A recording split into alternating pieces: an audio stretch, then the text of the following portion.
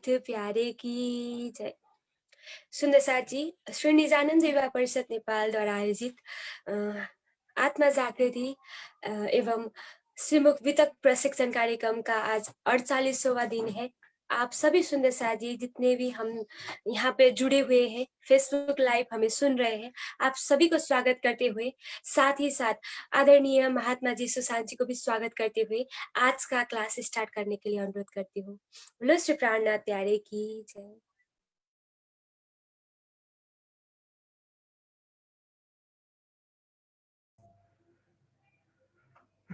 बोलो श्री प्राणनाथ प्यारे की जय, सदगुरु महाराज की जय, सर्व सुंदर साथ की जय। प्रणाम जी सुंदर साथ जी।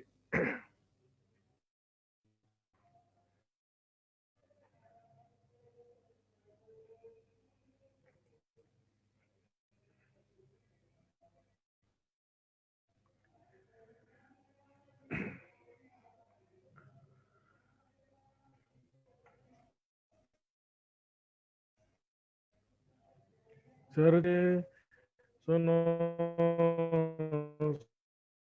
साथ चित देना, श्री प्राणनाथ सखी जीवन हमारो। श्री महामत कहे साथ जी, भया चर्चा का बखत, अब तुम सुनियो चित दे, लाल आगे आए बैठे न तखत, लाल आगे आए बैठे न तखत।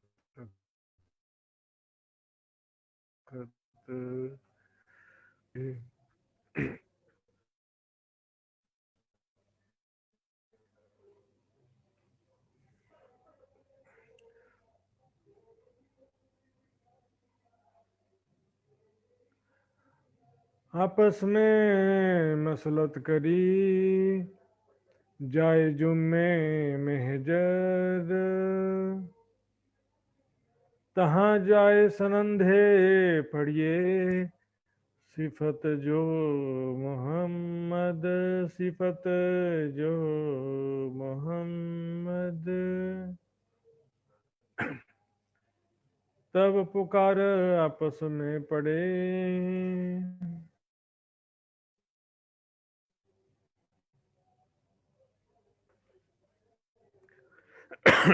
तब पुकार आपस में पड़े। आज लालदास जी के तन के माध्यम से वितक साहब ग्रंथ में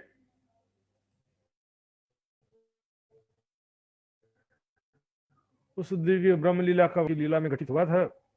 कल हमने सुना था किस प्रकार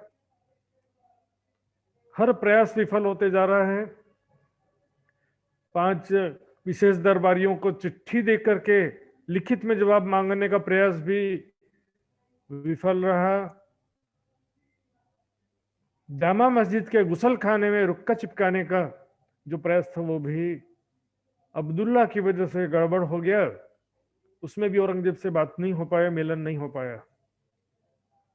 विचार करने की बात है। ये जो विषय कल जो मैंने बताया था, घड़ियाल यानी गुजराती में भी घड़ी होता है,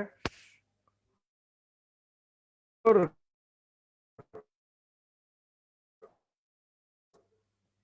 गुसल खाने, तो गुसल खाने में आखिर रुक्का क्यों चिपकाई थी? घंटी बजाने वाले तो बाहर कहीं भी रुक्का चिपका देते ना, बाथरूम में जाकर के रुक्का चिपकाने का क्या कारण था?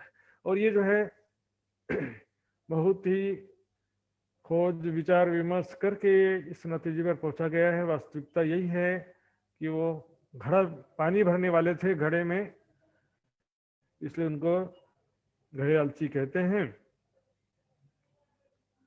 उसके पश्चात सुंदर साथ विचार आपस में विचार करते हैं कि अब इस तरह से छिप छिप करके अपने काम करने से आगे हम कुछ भी नहीं कर पाएंगे, इसलिए अपनी जान हथेली में लेकर के अपने जीने और मरने की चिंता छोड़ करके अब कूद जाना पड़ेगा आग में। बादशाह के दरबार में घुस ही जाना है, इसकी कोई चिंता नहीं करना अब। तो इस बार जो है प्लानिंग किया, हालांकि जुम्मे की मस्जिद में जुम्मे के दिन पहले भी गए थे कई बार, देखते हैं चौपाई दूसरे जगह में इसका वितक के ही आगे के प्रकरण में आता है। सुंदर साथ जी चौपाइए,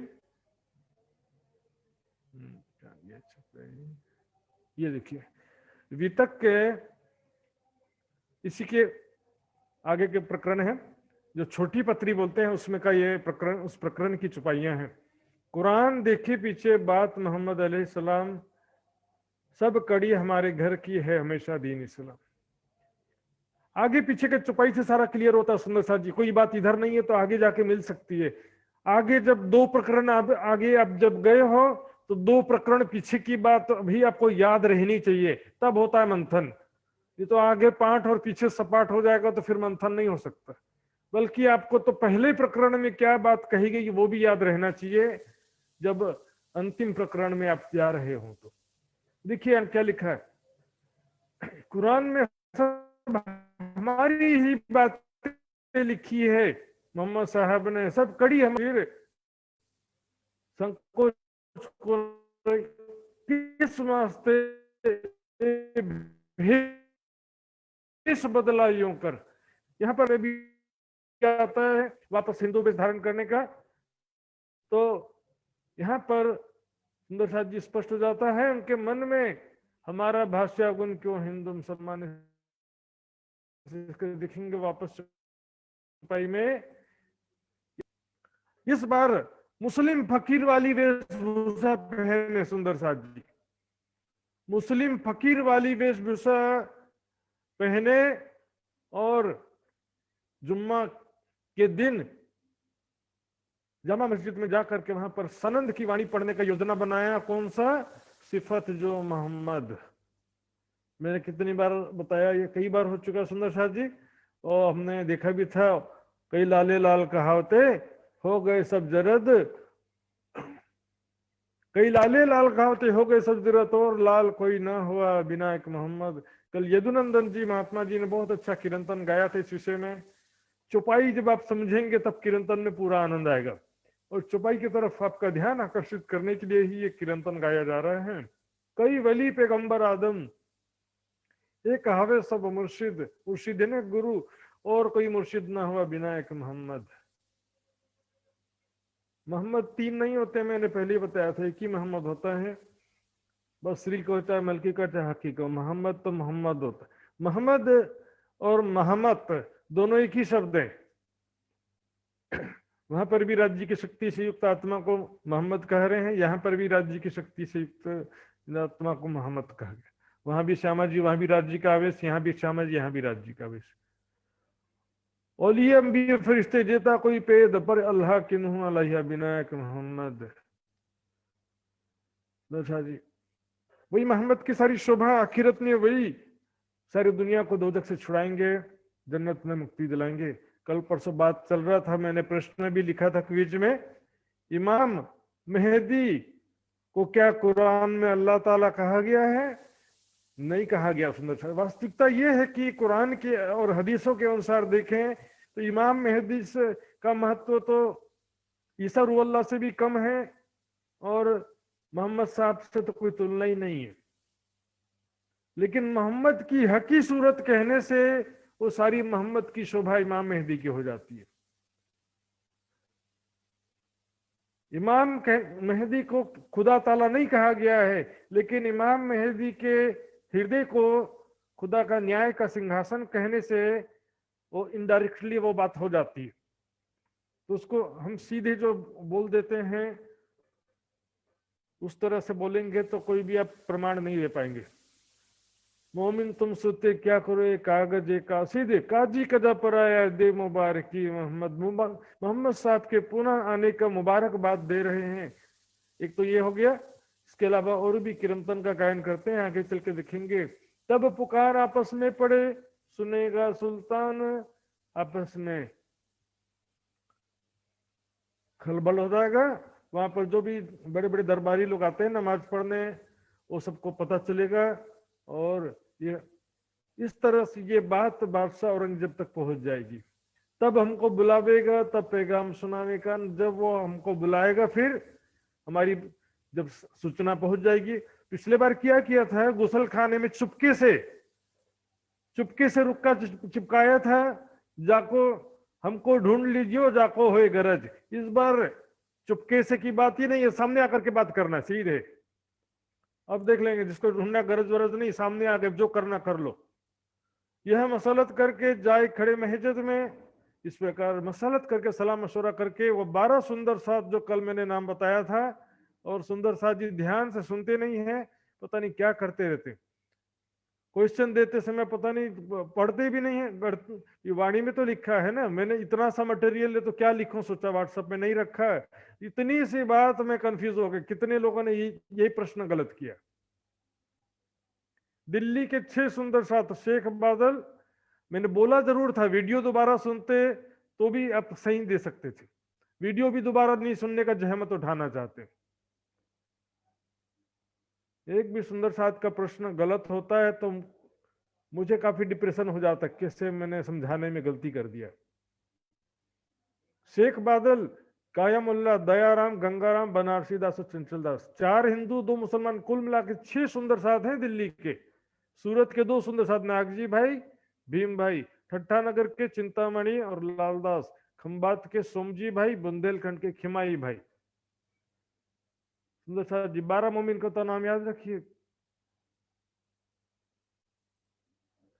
अब गावत सनंदे जोश में अधिक होने से, इस प्रकार धामधनी के जोश से परिपूर्ण होकर के, कोई डर नहीं है, हम तो कुर्बान होने के लिए आए ही हैं।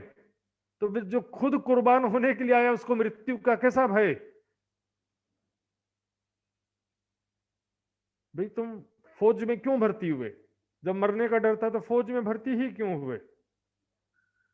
जान हथेली में लेकर के यहाँ पर सुंदर साथ चल पड़ते हैं। 12 सुंदर साथ, बाकी सुंदर साथ अलग अलग जाकर के छिप गए। पीछे खड़े रहने वाले सौंपी अपनी आत्म। कोई 12 का गिनती फिक्स नहीं किया था कि भी 12 जने ही जाना है, ऐसा नहीं था। अब वहां जा करके बड़े जोश में धामधनी की वाणी विनायक मोहम्मद और सनद इमाम की भी गा रहे थे। सुंदर साथ जी देखेंगे जो सनद इमाम का है, ये देखिए, ये शरत सोई जो आगे करी, हक इलम होसी जाहिर, लिखा है कुरान में आया सो आखिर। कुरान में लिखा था कि आखिरत में इल्मे लदुन्नी का ज्ञान जाहिर होगा। वो आखिरत का समय आगे खेल पाया इब्तदाई से, आप असल बका घर सब सुध ही प्रताप थे जब आए इमाम आखिर। अपने निज घर की निज स्वरूप की पहचान हो गई। यहाँ तक कि सृष्टि के प्रारंभ से कि सृष्टि की रचना क्यों की गई, किसने किया, सारा ज्ञान हो गया। ये भी मार दज्जाल का सब में गया पसर, तो साफ हुई सब दुनिया जब आए इमाम आखिर। इमाम मेहदी के इल्मे लदुन्नी के द्वारा सारी दुनिया का हृदय साफ हो गया। ज्ञान के द्वारा अज्ञान का नाश हो गया, जागृत बुद्धि के द्वारा स्वाप्निक बुद्धि का नाश हो गया। मुस्लिम को मुस्लिम की, हिंदुओं को हिंदुओं की तरह ये समझे सब अपनी में जब आए इमाम आके। सब अपना अपना समझेंगे। हिंदुओं के लिए वो बुद्ध निष्कलंक स्वरूप है, तो मुसलमानों के लिए इमाम मेहदी मोहम्मद हक की सूरत है। ईसाइयों के लिए वो बुद्ध निष्कलंक नहीं होंगे, न इमाम मेहदी होंगे। ईसाइयों के लिए तो क्या है, second coming of Christ. Isa Masih के अंदर जो शक्ति थी वही यहाँ पर दोबारा आई है। इश्क कसम बताओ ही उड़ाए दिया सब डर, धामधनी के प्रेम की पहचान कराकर डर खत्म कर दिया कि अब हमारे साथ में क्या होगा। तब तो सुख सागर हुआ जब आए इमाम आखिर। सारे दुनिया का दुख दूर हो गया, सबको अखंड मुक्ति प्राप्त हुई। इश्क खत्म बता भी उड़ा दिया सब डर, कायम सुख सब ले भी जब आए इमाम आखिर। इस प्रकार जी ये सनंद जब गा रहे थे इमाम जो मस्जिद का, 3 ने सुनी पुकार, जो मस्जिद का इमाम था उसने वाणी तो सुनी, जो गा रहे थे वाणी सुनी, उतर आया ऊपर से, सुनी सिफत परवरदिगार, और वो मस्जिद से उतर के नीचे आ गया। खुदा की सिफत सुना, मोहम्मद साहब की सिफत सुना इस वाणी में, इमाम मेहदी की सिफत सुना। नाम सुनत इमाम का बहुत हुआ खुशहाल। इमाम का जो सनंद इमाम का जब सुनाया तो बहुत प्रसन्न हुआ।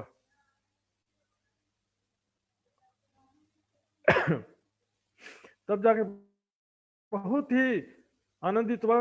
मोमिन मुख देख के जोश भरे लिए हाल, मोमिनों का चेहरा जो है उत्साह से कि ये ईमान इश्क, चेहरे पर वो भाव दिखाई दे रहा है। इमाम का जो सुनंदा प्रकरण सुनाया देख करके इमाम, जो मस्जिद का इमाम था वो खुश हो गया। हर एक मस्जिद में एक इमाम होता है, जो उस मस्जिद में जो नमाज पढ़ने वाले आते हैं उन सबको नमाज पढ़ाने की जिम्मेदारी उसकी होती है, इमाम की। यहाँ पर इमाम क्यों कहा कि अर्श बका पर सिजदा करा उसी इमाम, परम धाम पर सिजदा कराने के कारण इसको यहाँ पर इमाम मेहदी का कहा गया।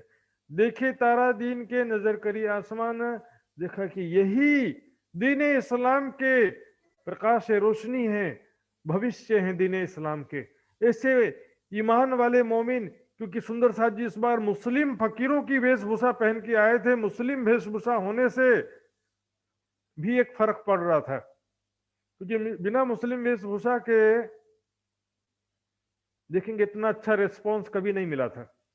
पहले भी कीर्तन गाया था यहाँ पर, लेकिन अब क्या कहते हैं, यही सच्चे मोमिन है। और यही तारा का मतलब होता है एक उम्मीद, रोशनी, दीन का, दीन यानी धर्म का, ये यही एक भविष्य में प्रकाश करने वाली रोशनी है। यही धर्म की सच्ची आशा है। नजर करिए आसमान, आकाश की तरफ देख करके खुदा इनकी तरफ रहम करना। रहमत रहमत करके हुई हक सुभान, रहमत रहमत करके ने कहा कि खुदा इनके ऊपर रहम करो, इनके ऊपर मेहर करो, दया करो। ऐसे मोमिनों के ऊपर खुदा रहम करो। इमाम होकर के उनके ऊपर, उनके लिए प्रार्थना कर रहा है। अब कहता करके मैं ले जाऊं सुल्तान पे लेके अपने साथ, है मोमिनो चिंता मत करो, मैं तुमको लेकर के जाऊंगा सुल्तान के पास, औरंगजेब बादशाह के पास मैं तुमको लेकर के जाऊंगा। बात तुम्हारी मैं कहूं, ले चला पकड़ के हाथ, इस प्रकार तुम्हारी बात मैं कहूंगा, तुम्हारा संदेश मैं पहुंचाऊंगा। हाथ पकड़ करके 12 मोमिनों को साथ में ले चलते हैं।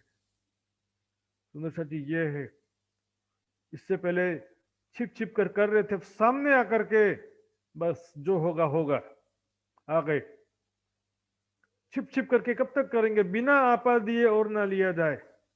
इस प्रकार सामने आकर के अब मृत्यु का डर भी दिल से निकाल के और समर्पित होकर के चल पड़ते हैं। सुंदर साथ जी संदेश देने के लिए औरंगजेब बादशाह सुकुमार की आत्म को, अंदर जाए कि ये कही आया पैगाम इमाम।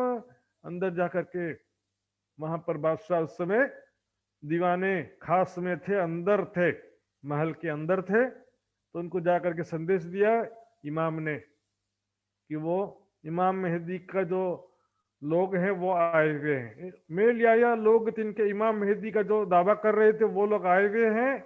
तुम आयु एकाम उनसे मुलाकात करने के लिए, बातचीत करने के लिए कृपया बाहर आइए। माहौल में से सुन के निकल आया सुल्तान। अब महल में से ये बात जब पता चली, तुरंत सब काम छोड़ करके बादशाह निकल आया। दीवाने आम, दीवाने आम क्या होता सुंदर जी, जहां पर कोई भी होता है। और दीवाने खास में अंदर विशेष विशेष दरबारी होते हैं इसमें, और अंतःपुर एक और अलग होता है। अंतःपुर में जिसमें उनके केवल फैमिली मेंबर होते हैं, परिवार के लोग। सुल्तान आता है, हुआ ठाड़ा चबूतरे पर, चबूतरे पर खड़ा हो गया। चबूतरा क्या है सुंदर जी, आपको शायद ध्यान हो, जोधा अकबर पिक्चर देखा हो शायद आपने, उससे मतलब नहीं है, लेकिन क्या अकबर जो बैठता था तखत, वो समझाना चाहता हूं। उनका सिंहासन जो है हिंदुओं राजा के जैसा नहीं होता है। उनका जो तखत सिंहासन होता है बड़ा सा चबूतरा होता है, कम से कम 1 भौम ऊंचा चबूतरा होता है। उस चबूतरे के ऊपर वो 3 तरफ तकिया रहता है और वज्रासन में बैठते हैं, पैर मोड़ करके वज्रासन में बैठते हैं या खड़े रहते हैं वहां पर। वो चबूतरा 1 भौम ऊंचा करीब चबूतरा होता है, जैसे कोई बहुत ऊंचा स्टेज हो उस तरह से। यहाँ तो क्या कि देखो प्रोग्राम वगैरह होता है ना, तो 3-4 फीट ऊंचा चबूतरा होता है, 5 फीट होता है ज्यादा से ज्यादा।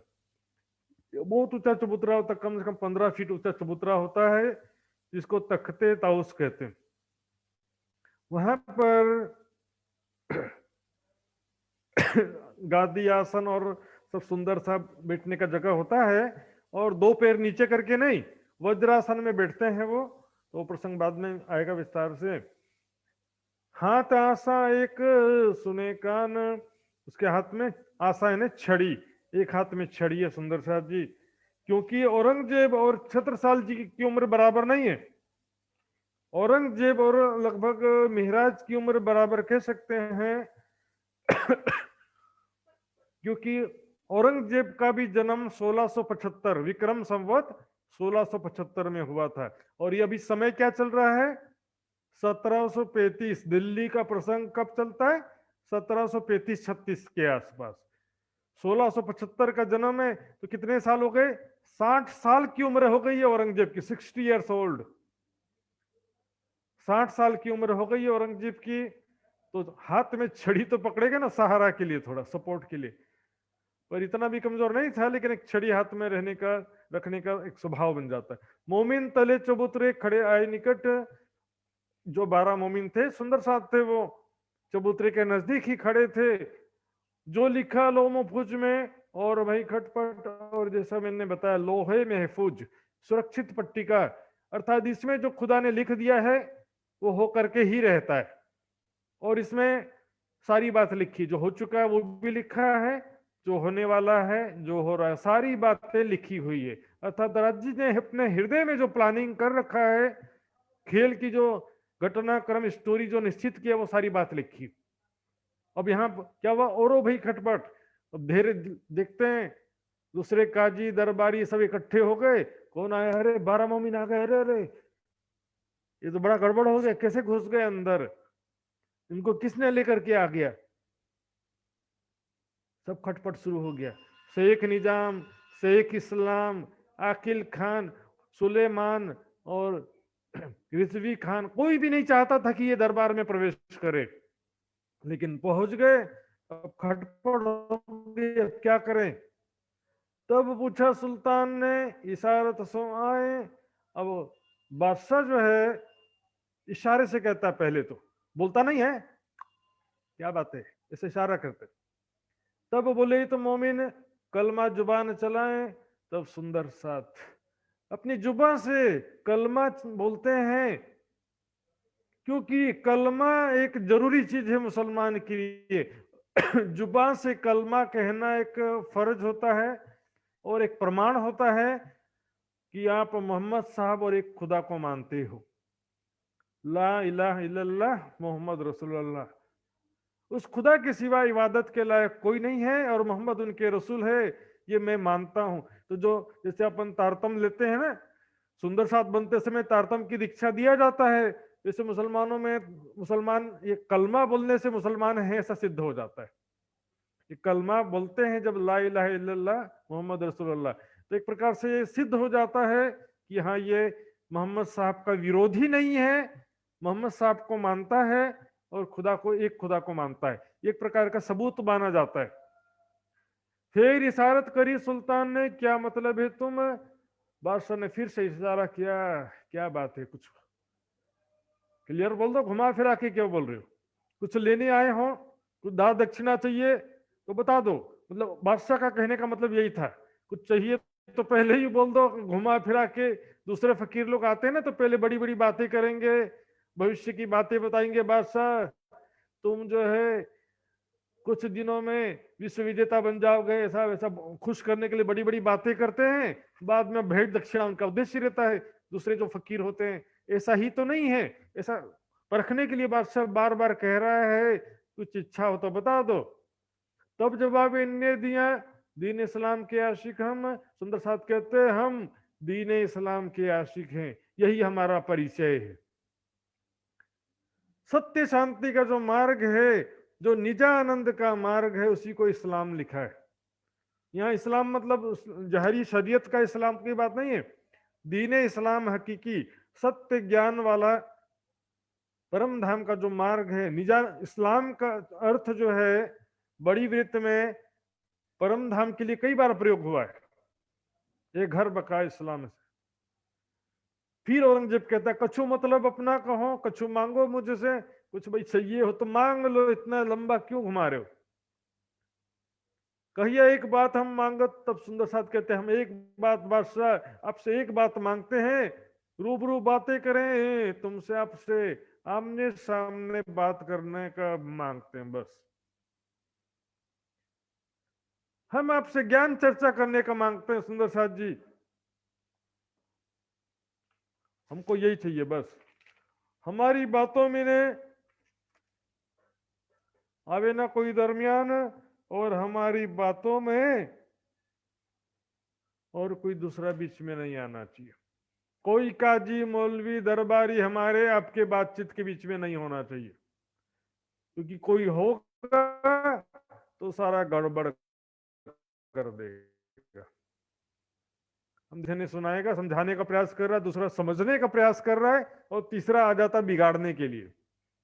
तो तीसरे बिगाड़ने वाले थोड़ा अलग रहेंगे ना, तभी कोई काम होता है। तो बिगाड़ने वाले आ जाते हैं और सारा मेहनत व्यर्थ चला जाता है।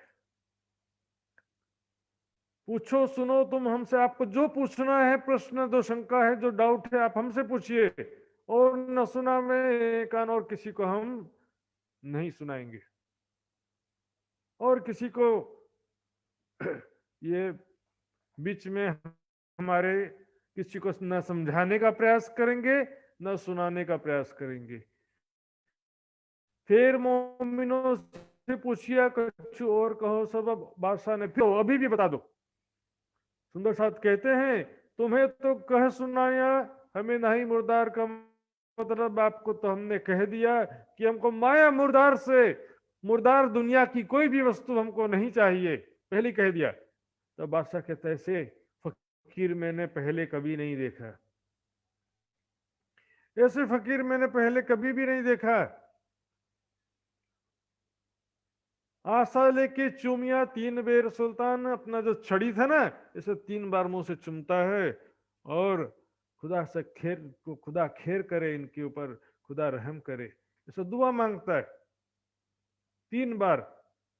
तब मोमिन बोले जोश में, हम चौड़ा रुक्का सुनाया कान। कहते हैं सुंदर साथ अब जोश में आ गए, और कहते कि हमने ही रुक्का चौड़ा यानी चिपकाया था गुसल खाने में, हमने ही रुक्का चिपकाया था, और आपके सुनाया था, आपके लिए वो संदेश हमने लिखा था।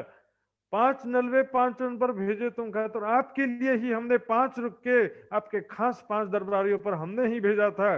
सुंदर साथ जी मोमिन जोश में आकर के कहने लगे सारी बात। एक काजी शेख निजाम पर और रिजवी खान पर, काजी शेख निजाम, दूसरा रिजवी खान, चौथा सिद्दी फौलाद पर न लिया अकिल खान, सारी बात बता रहे हैं। चौथा सिद्दीक फौलाद को भेजा था, और न लिया अकिल खान, अकिल खान के पास हमने चिट्ठी ले गए थे, लेकिन उसने लिया ही नहीं। इस प्रकार सारी बात जोश में आकर के बताने लगे। सो सब तुम्हारे वास्ते, सुनो तब तुम सुल्तान, वो सब आपके वास्ते। हे बादशाह, आप तक ये इल्मे लदुन्नी का सत्य ज्ञान का संदेश पहुंचे, इसके लिए हमने ये सारा पैगाम पहुंचाया था। सारी मेहनत बस हमने आपके लिए किया था। इत खड़े शेख सुलेमान कापे, आगे खड़ा सुल्तान। सुल्तान बादशाह के सामने सुलेमान खड़ा था, माफी मांग करके दूसरी सेवा उसको सौंप दिया था, लेकिन कहां पर आए, अब कहीं मेरा नाम ना ले ले। ऊपर निजाम शेख निजाम, आकिल खान, सबका नाम दिया, तो मेरा नाम दे ले कि सुलेमान के पास हम इतना चक्कर लगाए लेकिन वो भी नहीं हमारी मदद किया। ऐसा ना बोल दे करके डर रहा है। जिन्हें मेरी बात को अब सुनावे कान। तब पूछा सुल्तान ने, है तुम पे किताब? अब बादशाह कहता है, क्योंकि औरंगजेब बादशाह निसंदेह इमाम मेहदी का तलबगार था, लेकिन यह भी सही है कि उससे ज्यादा वो शरीयत का हिमायती था। और जैसे दूसरे काजी मौलवी होते हैं उसी तरह से ही था वो। उसको जो बचपन से तालीम दिया गया था, दीक्षा दिया गया था, बिल्कुल कट्टरवादी था वो, कट्टर सुन्नी मुस्लिम, जैसे आजकल होते हैं ना वो ISIS टेररिस्ट, वैसे। औरंगजेब बादशाह के विषय में थोड़ा सा परिचय देखेंगे सुंदर साथ जी। शाहजहां का बेटा था औरंगजेब। किसका बेटा था? शाहजहां का।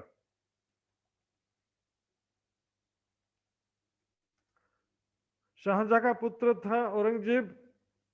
विक्रम संवत 1675 इससे जन्म हुआ था, मृत्यु 1764 में हुआ था विक्रम संवत। प्राणनाथ जी के जाने के लगभग, प्राणनाथ जी के सॉरी समाधिस्थ होने के लगभग 13 साल बाद। इसके 4 भाई थे औरंगजेब मिलाकर के, दारा शिकोह, शाह शुजा, औरंगजेब और मुराद बख्श, 4 भाई थे। जब शाहजहां बीमार पड़े तब चारों भाई में घमासान हो गया सत्ता के लिए। आपस में लड़ाई झगड़ा शुरू हुआ चारों में। और आजकल के जो ईमानदारी से कोई तो लड़ता नहीं आपस में, इसमें छल कपट करके जीत गया। फाइनली जो विजेता बना औरंगजेब। तीनों भाइयों में से दारा शिकोह को तो मरवा दिया। शाह शुजा भाग करके आज जो म्यांमार कहते हैं, बर्मा पहले नाम था, वहां पर शरण लिया। इसी तरह से मुराद बख्श भी भागना पड़ा इसको भी। अपने पिता को, शाहजहां को, जेल में डाल दिया। और इसमें से 3 बहनों में से एक बहन जो थी जहां आरा, क्योंकि जहां आरा दारा शिकोह की हिमायती थी, इसलिए दारा शिकोह को तो मारा, लेकिन जहां आरा को भी पिताजी के साथ जेल में डाल दिया। रोशन आरा जो है वो औरंगजेब सपोर्टर थी, उनसे अच्छा बनता था समझो। तो ये औरंगजेब बादशाह जो है, बताइए, अपने पिता को जेल में डाल दिया सत्ता के लिए, अपने भाइयों को मरवा देता है, ऐसा शख्सियत है। और इसके बारे में सुंदर साथ जी, वाणी की चुपाई सबसे बड़ा प्रमाण है। कई लोग बोलेंगे कि बहुत ही जो है अच्छा इंसान था, कुरान लिखता था, पैसे बेच के खाता था, कुरान बेच के जो पैसा मिलता था, और टोपी सिलता था, सिर पे रखने वाली टोपी सिल के जो पैसा कमाता था उसको यूज करता था अपने निजी कार्य में। लेकिन जो कट्टर इस्लामिक शिक्षा थी, देखिए प्रमाण वाणी की किरंतन 58 प्रकरण में। लश्कर असुरों का चहुदिश फैलिया, बाड़ियों अति विस्तार। असुर यानी मुस्लिम, मुगल। वन ने जंगल रहे, हिंदू रहे पर्वतों। हिंदुओं को या तो जंगल में छिपके रहना पड़ता था या पहाड़ में छिपके रहना पड़ता था, और कर लिए सब धुंधुकार। सब जगह उसमें हाहाकार मचा दिया था, अत्याचार इतना हो गया था। हरिद्वार ढाए और उठाए तपसी तीर्थ, जो भी तपस्या साधना के केंद्र थे, आश्रम थे, मंदिर थे, सबको ढहा दिया, तोड़ दिया। बिल्डिंग सारी तोड़ दिया। गौवत कईयों विघन, गाय का वध किया उसने। ऐसा जुलम हुआ जग में जाहिर, पर कमर ना बांधी लेकिन हिंदू सारे टुकड़े टुकड़े। और औरंगजेब के साथ होकर के एक हिंदू दूसरे हिंदू से लड़ रहा, बताओ। सुर ने कहलाए रे सेवा करे असुर की। कई हिंदू राजा औरंगजेब की सेवा में हाजिर रहते थे, औरंगजेब की तरफ से युद्ध लड़ते थे। उसकी सेना में बहुत सारे मुस्लिम से ज्यादा हिंदू सैनिक थे, जो दरवाए उड़ावे दिहर, बारूद से मंदिरों को उड़ा देता था। हिंदू नाम सैनियत इनकी होकर, हिंदू होकर के भी उसकी सेना में खड़े हैं हिंदू लोग। प्रभु प्रतिमा रे गज पांव बांध के घसीट के खंडित कराए। भगवान की मूर्ति को वो हाथी के पैर से बांध करके घसीट के तोड़ता था। वो इतना बेइज्जती करके तोड़वाता था। फर्श बंदी ताकी करके तापर खलक चलाया। फिर वो उस मूर्ति के टुकड़ों को सड़क में फैला देता था और उस पर सारी प्रजा को चलने के लिए कहता था। असुरे लगाया रे हिंदुओं पर जजिया। एक जजिया कर जो है हिंदुओं पर, हिंदू होने का टैक्स लगा दिया। वैसे तो कहने के लिए बड़ी अच्छी बात है कि मुसलमानों को तो दूसरा टैक्स देना पड़ता है, हिंदुओं को दूसरा टैक्स देना पड़ता है। मुस्लिम लोगों को 40वां हिस्सा देना पड़ता है, हिंदू लोग 40वां हिस्सा नहीं देते, इसलिए उनको जिजिया कर लगता है। लेकिन जो गरीब ना दे सके जजिया ताय मार करी मुसलमान, ये तो उचित नहीं है। गरीबों से जिजिया कर लेना कहां पर उचित है। तो इस प्रकार ये जो औरंगजेब की फितरत में बता रहा हूं, ठीक था, बंदगी क्या करता था वही जाने, लेकिन परमधाम की आत्म भी थी, लेकिन उसका स्वभाव जो है धर्म के अनुकूल बिल्कुल भी नहीं था। कुरान में लिखा है कि धर्म में जबरदस्ती नहीं है, तो जबरदस्ती किसको धर्म परिवर्तन कराने क्यों करते, जो कुरान में लिखा कि धर्म में जबरदस्ती नहीं होती। दूसरा लिखा है उसमें, ए मोहम्मद तुम्हारा काम केवल संदेश देना है, हिसाब लेना हमारा काम है।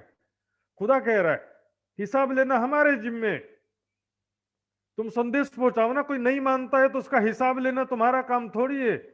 तलवार के जोर पे किसी को मुसलमान बनाने का कहां लिखा सवाणी में, कुरान में। फिर सुल्तान ने कहा कच्छू मांगत हो तुम। सुल्तान देखिए आज भी बहुत सारे मुसलमान मिलेंगे, बोलेंगे हम तो इमाम मेहदी को मानते हैं, बहुत तरीकत की बंदगी से युक्त तो बहुत सारे मुसलमान हैं, लेकिन उसके दिमाग में जो शरीयती शिक्षा घुसा दिया गया, कट्टरवादिता घुसा दिया गया है, औरंगजेब भी उसी से पीड़ित था। उसी कारण उसकी विचारधारा आचरण उसी से प्रभावित था। और सत्ता के लिए अपने पिताजी को जो जेल में डाल दे, अपने भाइयों को जो मरवा दे, अपनी बहन को जेल में डाल दे, उसके बारे में क्या कहा जाएगा। सुंदर साहब कहते हैं कहिया मांगे दीन मोहम्मदी और न चाहे हम मोहम्मद दीन मोहम्मदी चाहते हैं, अर्थात सत्य मोहम्मद साहब के बताए हुए सत्य धर्म की स्थापना चाहते हैं हम, और नहीं कुछ भी नहीं चाहते। हम कुरान के हिसाब से, हदीसों के हिसाब से सत्य मार्ग की स्थापना करना चाहते हैं, आपको सत्य की पहचान कराना चाहते हैं, और न चाहे हम और किसी काम से यहाँ पर नहीं आए हैं, आपसे कोई दक्षिणा लेने के लिए यहाँ नहीं आए।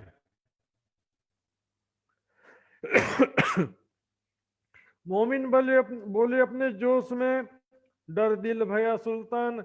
अब देखिए इतने जोश में सुंदर साथ उच्च स्वर में बोल रहे थे, औरंगजेब के भी दिल में डर हो गया। बताइए कहीं दुश्मन के तो भेजे हुए नहीं है,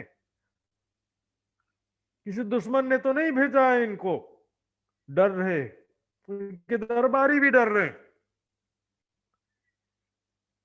और दूर खड़े सब कापत सुन सखत कलाम दरमियान, और दूसरे लोग तो कांप रहे हैं, शेख इस्लाम, शेख निजाम, आकिल खान कांप रहे हैं कि हमारा अब बादशाह हमारे ऊपर कोई सजा ना सुना दे। डर रहे हैं क्योंकि सुंदर साथ ने तो बता दिया सबका नाम, तो शेख सुलेमान का तो निकाल दिया था एक बार नौकरी से, और कह रहे हमारा क्या करेगा बादशाह, हमारे ऊपर कहीं अत्याचार सजा ना दंड ना सुना दे, हमको डर रहे हैं। दूसरे लोग खड़े पास में कांप रहे हैं। सुन सकत कलाम दरमियान, आपस की बातचीत, इतने जोश से मोमिन बातें कर रहे हैं,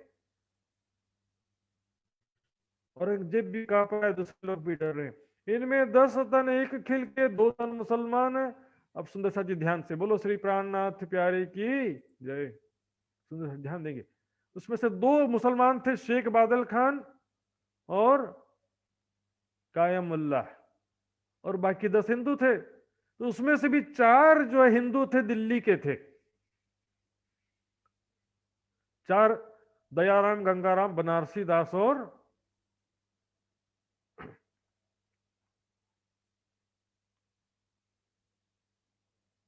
ये देखिए सुंदर सा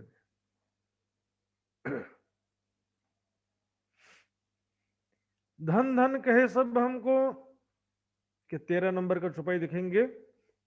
धन धन कहे सब हमको, पीछे उनके मन में हमारा भाष्य अवगुण, क्यों हिंदू मुसलमान ऐसे। क्योंकि सुंदर साथ जी उसमें से दिल्ली के रहने वाले जो 4 सुंदर साथ थे, चंचल, दयाराम, गंगा राम, बनारसी दास, ये चारों सुंदर साथ को उनके दरबारी लोग तो पहचानते थे। उन्होंने बादशाह को बता दिया ये 4 तो हिंदू हैं दिल्ली के, ये दयाराम है, ये गंगाराम है, ये चंचल है, और ये बनारसी दास है।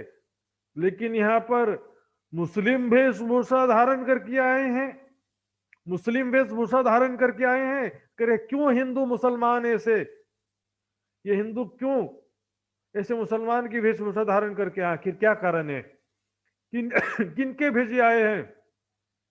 कछु दगा है इनमन, किसने इनको भेजा है? क्या इनके मन में कोई विश्वासघात करने का इरादा है? हिंदू मुसलमान बन के क्यों आए हैं, ये अवगुण पकड़ लिए। ऐसा जान के साथ को किए कोतवाल के हवाले मोमिन। ध्यान से सुनेंगे सुंदर सा जी, कुछ चुपाइयां यहाँ पर बाद में लिखी है यहाँ के वर्णन के विषय में, तो यहाँ पर थोड़ा कंफ्यूजन होता है। तो घर पहुंचाओ फौलाद खान, सिद्दीक फौलाद खान के घर, अर्थात सिद्दीक फौलाद जो कोतवाल है बादशाह का, उसके हवाले कर दिया।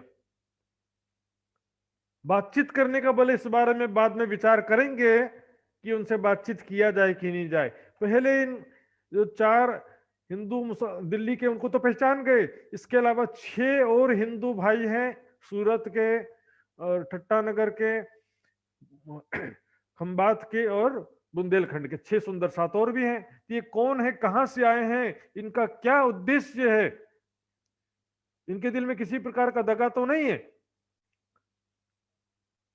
तो जांच पड़ताल करने के लिए कोतवाल के हवाले किया। यदि अतिथि के रूप में ठहराना होता तो किसी दूसरे के हवाले करते, जांच पड़ताल करने के लिए हवाले किया सुंदर साथ जी। काजी ये कहिया कोतवाल को, जो साच झूठ देखो तुम। काजी शेख इस्लाम ने कोतवाल को कहा कि इसका सच झूठ का पता लगाओ, ये कौन है, कहां से आए हैं, ये कौन है, कहां से आए, तुम चर्चा को पता करके मुझे बताओ। सिद्दीक, क्योंकि शेखुल इस्लाम जो है काजी है, इसलिए बादशाह ने काजी के माध्यम से कोतवाल के हवाले करवाया। तो बीच में एक मीडियम बन गया काजी, जैसे कोर्ट में होता है ना, कोर्ट पुलिस होता है एक, और एक कोर्ट होता है। तो कोर्ट ने आदेश दिया उसको गिरफ्तार कर लो, तो उस प्रकार से शेखुल इस्लाम जो काजी है उसके माध्यम से बादशाह ने उनके हवाले किया। ये बातचीत बाद में किया जाएगा, पहले पता तो करो ये कौन है, कहां से आए हैं, कहीं धोखेबाज तो नहीं है, कोई दगा तो नहीं है इनके मन में, दुश्मन का भेजे तो नहीं है। क्योंकि औरंगजेब बादशाह को मारने के लिए बहुत सारे लोग प्रयास में लगे रहते थे, ऐसे कई घटनाएं हुई थी, लेकिन औरंगजेब हर बार बच जाता था। तब मोमिन दुदले भय, तब सुंदर साथ जो थे घबराए। अब पहली बार घबराए यहाँ पर कि बादशाह बातचीत न करके कोतवाल के हवाले कर रहा है, ये तो बहुत ही डेंजरस है। अब कोतवाल के पास तो पहले भी गए थे, कोतवाल तो समझा तो था नहीं, कोतवाल से कोई सद्भावना की, उदारवादिता की कोई अपेक्षा नहीं थी कि वो प्रेम से बातें करेगा और प्रेम से हमसे जांच पड़ताल करेगा, ऐसे कोई उम्मीद नहीं थी। थाने में जाते हैं तो कैसे जांच पड़ताल होता है, बोलते हैं थर्ड डिग्री से बातचीत होता थाने में, और किससे बातचीत होगा। तीन ने कहिया कोतवाल को, सुनो आया गुर जबरदार, वहां पर एक सिपाही आया जो 12 मोमिनों को लेने के लिए आए, उनको पकड़ करके कोतवाल के पास ले जाने के लिए। गुर जबरदार क्या मतलब, सिपाही आया और उनके साथ में और भी छोटे सिपाही थे, लेकिन एक उनका प्रधान होता ना, हेड कांस्टेबल, उस तरह से। तीन ने कहिया कोतवाल को, सुनो ए विचारो। सबसे पहले काजी शेख इस्लाम ने उसे कहा, और वो जाकर के वही बात कोतवाल सिद्दीक फौलाद को कहता है, तब से आज दिन लो ऐसा सख्त ना बोलिया कोई, जब से बादशाह दिल्ली के तख्त पर बैठे हैं तब से लेकर आज तक इतना कठोर और ऊंचे स्वर में किसी ने बात नहीं किया, किसी की हिम्मत नहीं हुई। सुल्तान के मुंह पर ऐसा मजाल ना कहूं होए, किसी की मजाल लेने किसी की हिम्मत नहीं हुई आज तक के इस तरह से बात कर सके। इन्हों बातें करते करते कोई न्यायाधीश, ये आंखों के सामने कुछ दिखाई नहीं दे रहा था इन लोगों को बात करते करते कि सामने कौन खड़ा है। हाँ, आलमगीर बादशाह औरंगजेब सामने खड़ा है, दिखाई नहीं दे रहा था इनको। इनकी बातें सुनते कांपत सारी सृष्टि, जैसे कोई सामान्य आदमी से बात कर रहा हो वैसे बात कर रहे थे। इनकी बात सुनते हुए वहां पर उपस्थित सारे लोग कांप रहे थे। बादशाह के वहां पर उस समय जो भी आसपास लोग खड़े थे कांप रहे थे। बादशाह अब क्या कहर ढाएगा, इनकी बात सुन करके बादशाह गुस्सा हो जाएगा तो फिर पता नहीं क्या कहर ढाएगा, किसको क्या सजा सुना दे। सब कांप रहे थे। वो तो कह पीछा फिरा, इशारा तो भाई सिद्दी फौलाद। वो तो अब जो गुर जबरदार था वो 12 मोमिनों को सिद्दीक फौलाद के हवाले करके चला गया और इशारा कर दिया। क्या इशारा किया? तुम इनकी बातें सुनियो, पूछ देखो बुनियाद, इनकी बुनियादें, इनकी वास्तविकता पूछो, पता करो। इशारत क्या किया, जरा चौपाई आगे के प्रकरण से दिखेंगे। ये इशारा किया, काजी कहिया कोतवाल को जो सांच झूठ देखो तुम। काजी ने कोतवाल को क्या कहा, जो सांच झूठ देखो तो सत्य झूठ का पता लगाओ। ये कौन है, कहां से आए तुम चर्चा को हम। ये इशारत किया कौन है कहां से आए। अब कोतवाल कैसे पता लगाता है? कोई प्रेम से पूछता है कोतवाल?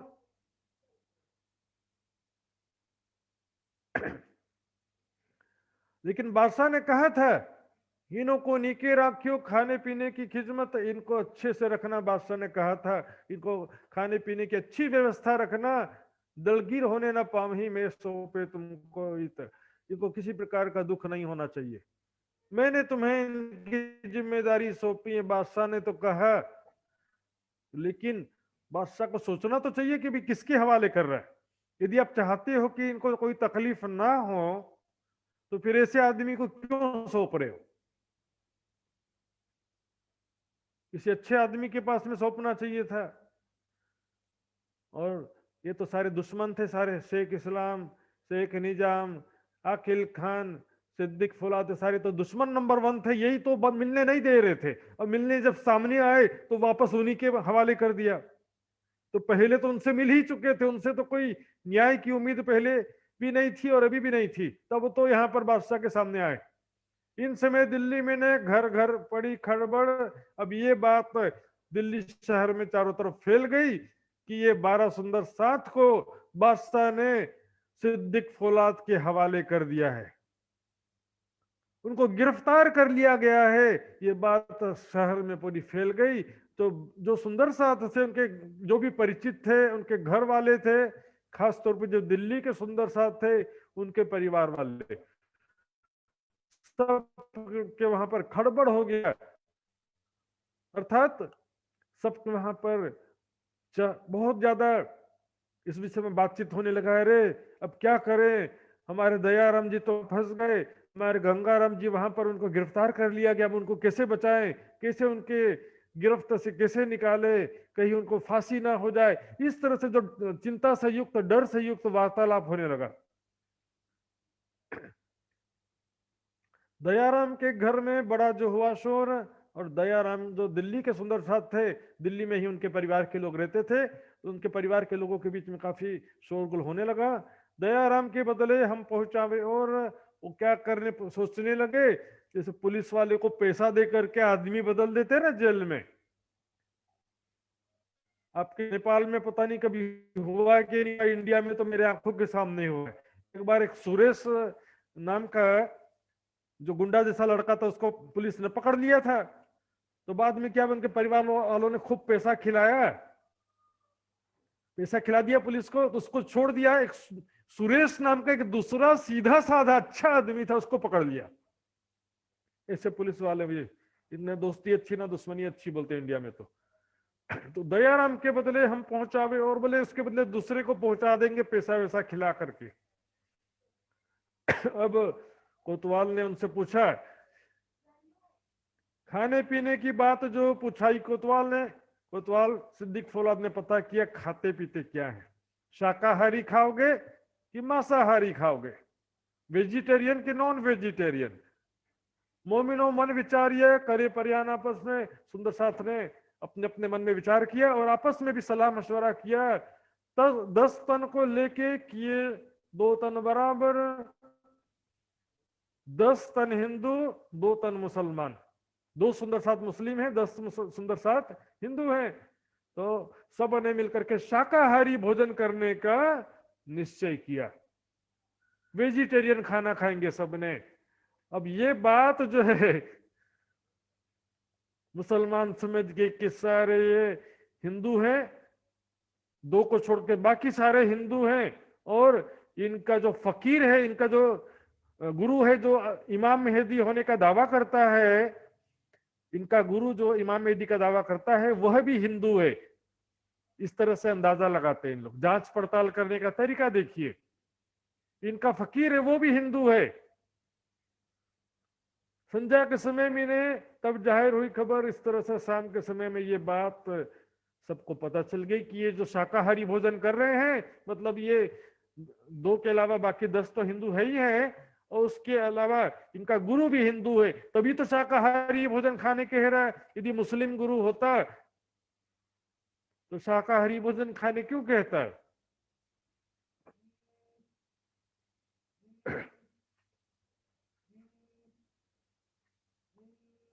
एक खबर सुनी काजी ने, दिन दूसरे शेख इस्लाम। अब शेख इस्लाम को भी ये बात पता चल गई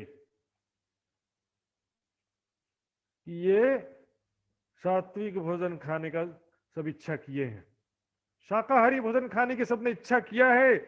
शेख इस्लाम जो काजी था उसको भी खबर तो पहुंचाना ही था, इनको जांच पड़ताल में जो भी खबर मिल रही है वो पहुंचाना था।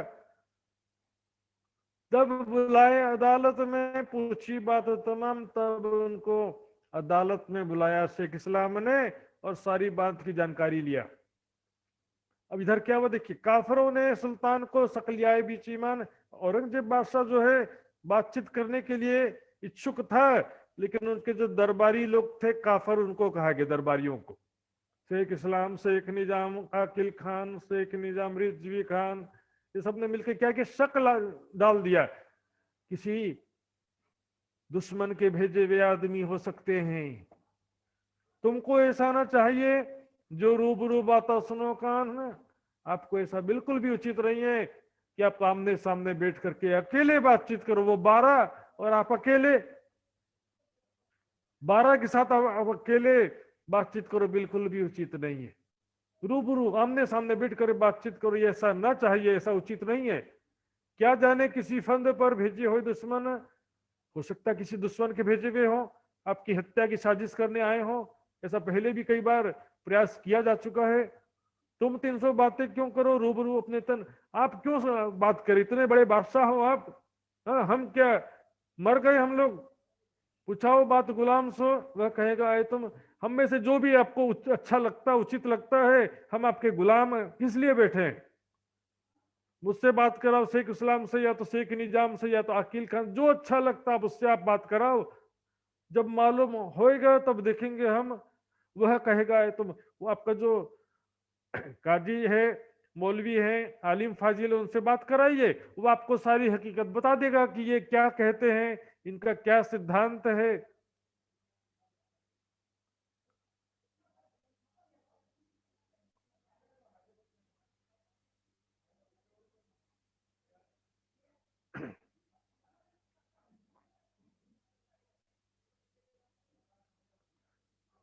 यहाँ पर एक चौपाई मिस हो गया लग रहा मुझे, सुंदर शाह जी। तब पूछा सुल्तान ने, हे तुम पे किताब। बादशाह ने उनसे कहा था कि आपके पास किताब है तो वो मुझे दे दो। लेकिन सुंदर साथ उस समय किताब ग्रंथ लेकर के नहीं गए थे। किताब में क्या होता सुंदर साथ जी, जिससे कोई निजानंद संप्रदाय के बारे में जानना चाहता है तो हम उसको 2-4 किताबें दे सकते कि अपने घर में फुर्सत में पढ़ लेना। तो उसमें क्या आमने सामने बैठ करके एकांत में बातें करने का जरूरत अभी नहीं रहता था। लेकिन सुंदर साथ ने क्या कहा, हम मंगावे किताब, हम शीघ्र ही आपके लिए मंगाकर उपस्थित कर देंगे, कहा था सुंदर साथ ने। लेकिन बादशाह ने उनको मंगाने के लिए समय नहीं दिया।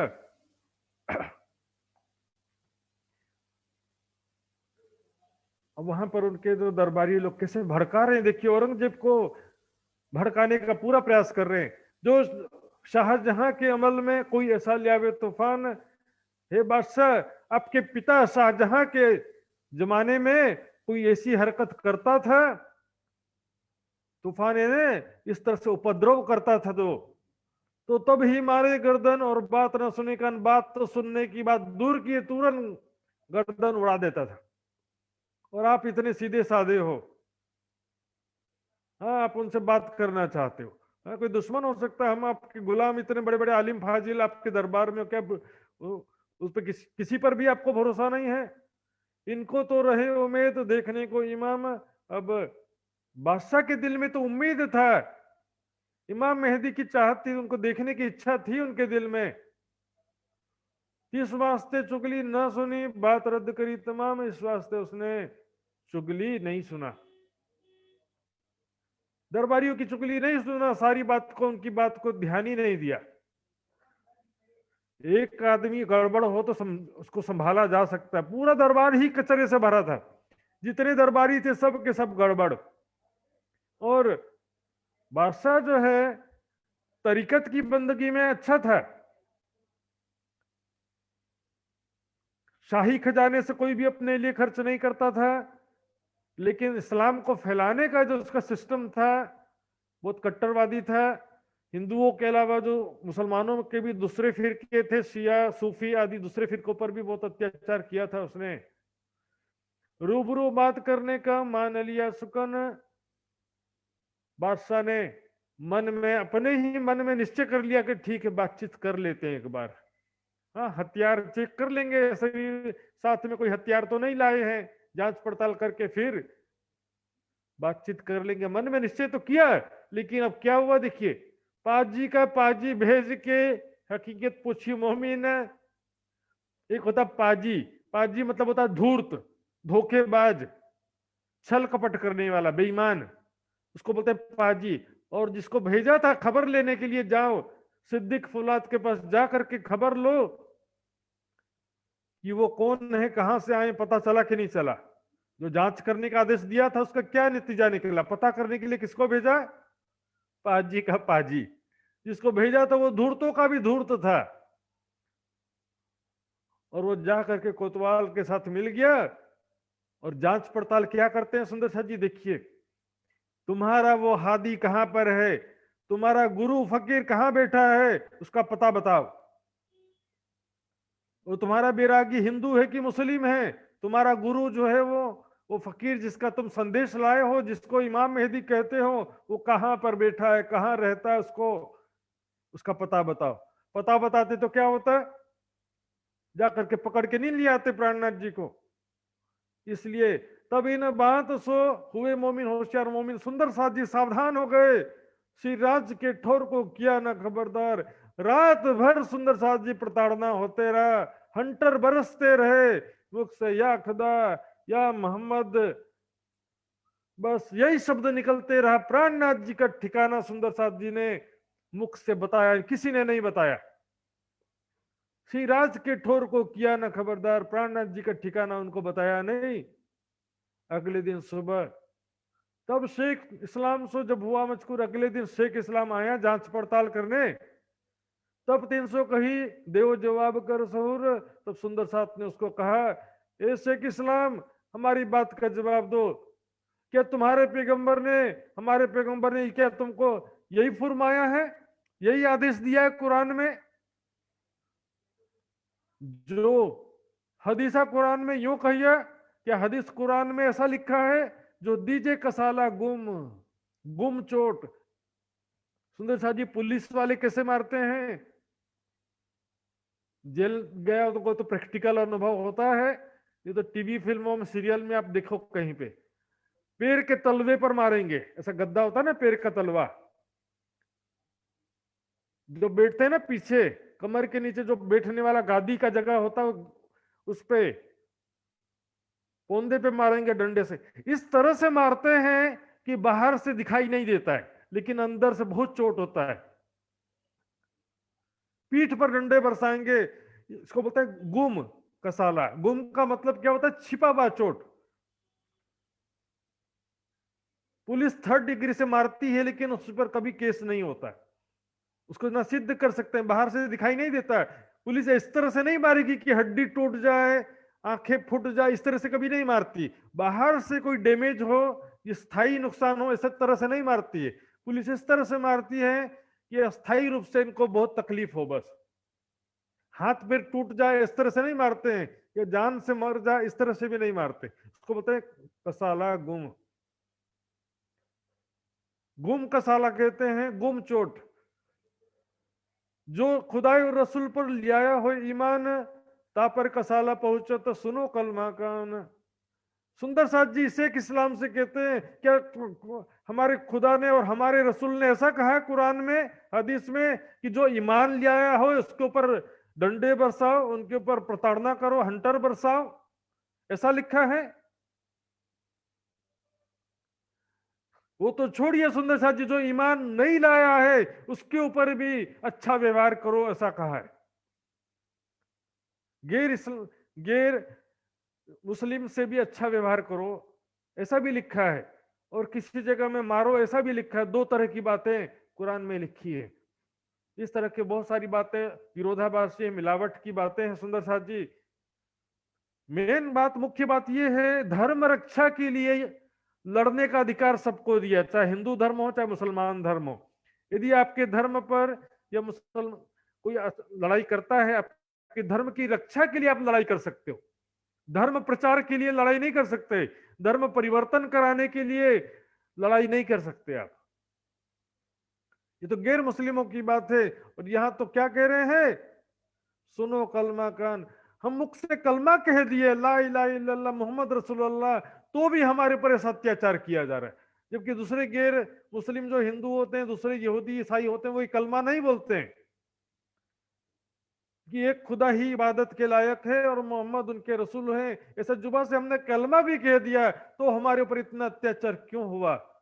सुन के काजी रोइया, हमारे पैगंबर का क्या नाम है, काजी रो देता है, कहता है इतना अत्याचार इनके ऊपर, रात भर इतना हंटर बरसाया तुमने सिद्दीक फौलाद, तुम्हारे जरा भी तमीज है, जरा भी दिमाग नहीं है तुम्हारा? बादशाह ने क्या कहा था, इनको किसी प्रकार का तकलीफ ना होने देना कहा था। तुमने इतना हंटर मारा इनको, जबकि ये कलमा भी बोल रहे हैं जुबान से। काजी रो देता है देख करके। सुंदर साथ जी, जो सुंदर साथ ऐसा कहते हैं कि इनको कसाला कुछ नहीं हुआ है, वो प्रसंग कल मैं विस्तार से लूंगा सुंदर साथ जी। बहुत सारी बातें हैं यहाँ पर, क्योंकि ये वो बीच में ले लूंगा तो प्रसंग छूट जाएगा, इसलिए वो बातें सारा कल विस्तार से लिया जाएगा। संक्षिप्त में भी बता देता हूं। जैसा मारना पैगंबर, अगले प्रकरण की चुपाई है, जैसा मारना पैगंबर तैसा तिनके दोस्त। पैगंबर को मारना और उनके दोस्तों को मारना, अर्थात प्राणनाथ जी को मारना और उनके सुंदर साथ को मारना बराबर है, कह दिया। यदि मारा ही नहीं है तो चुपाई क्यों कह रहे हैं? और आगे बहुत सारी चुपाइयां आएंगी सुंदर साथ जी, हम विचार करेंगे विस्तार से। कसाला हुआ था कि नहीं हुआ था सारा स्पष्ट भी हो जाएगा, और यहाँ पर आखिर हुआ क्या था सारा स्पष्ट हो जाएगा सुंदर साथ जी।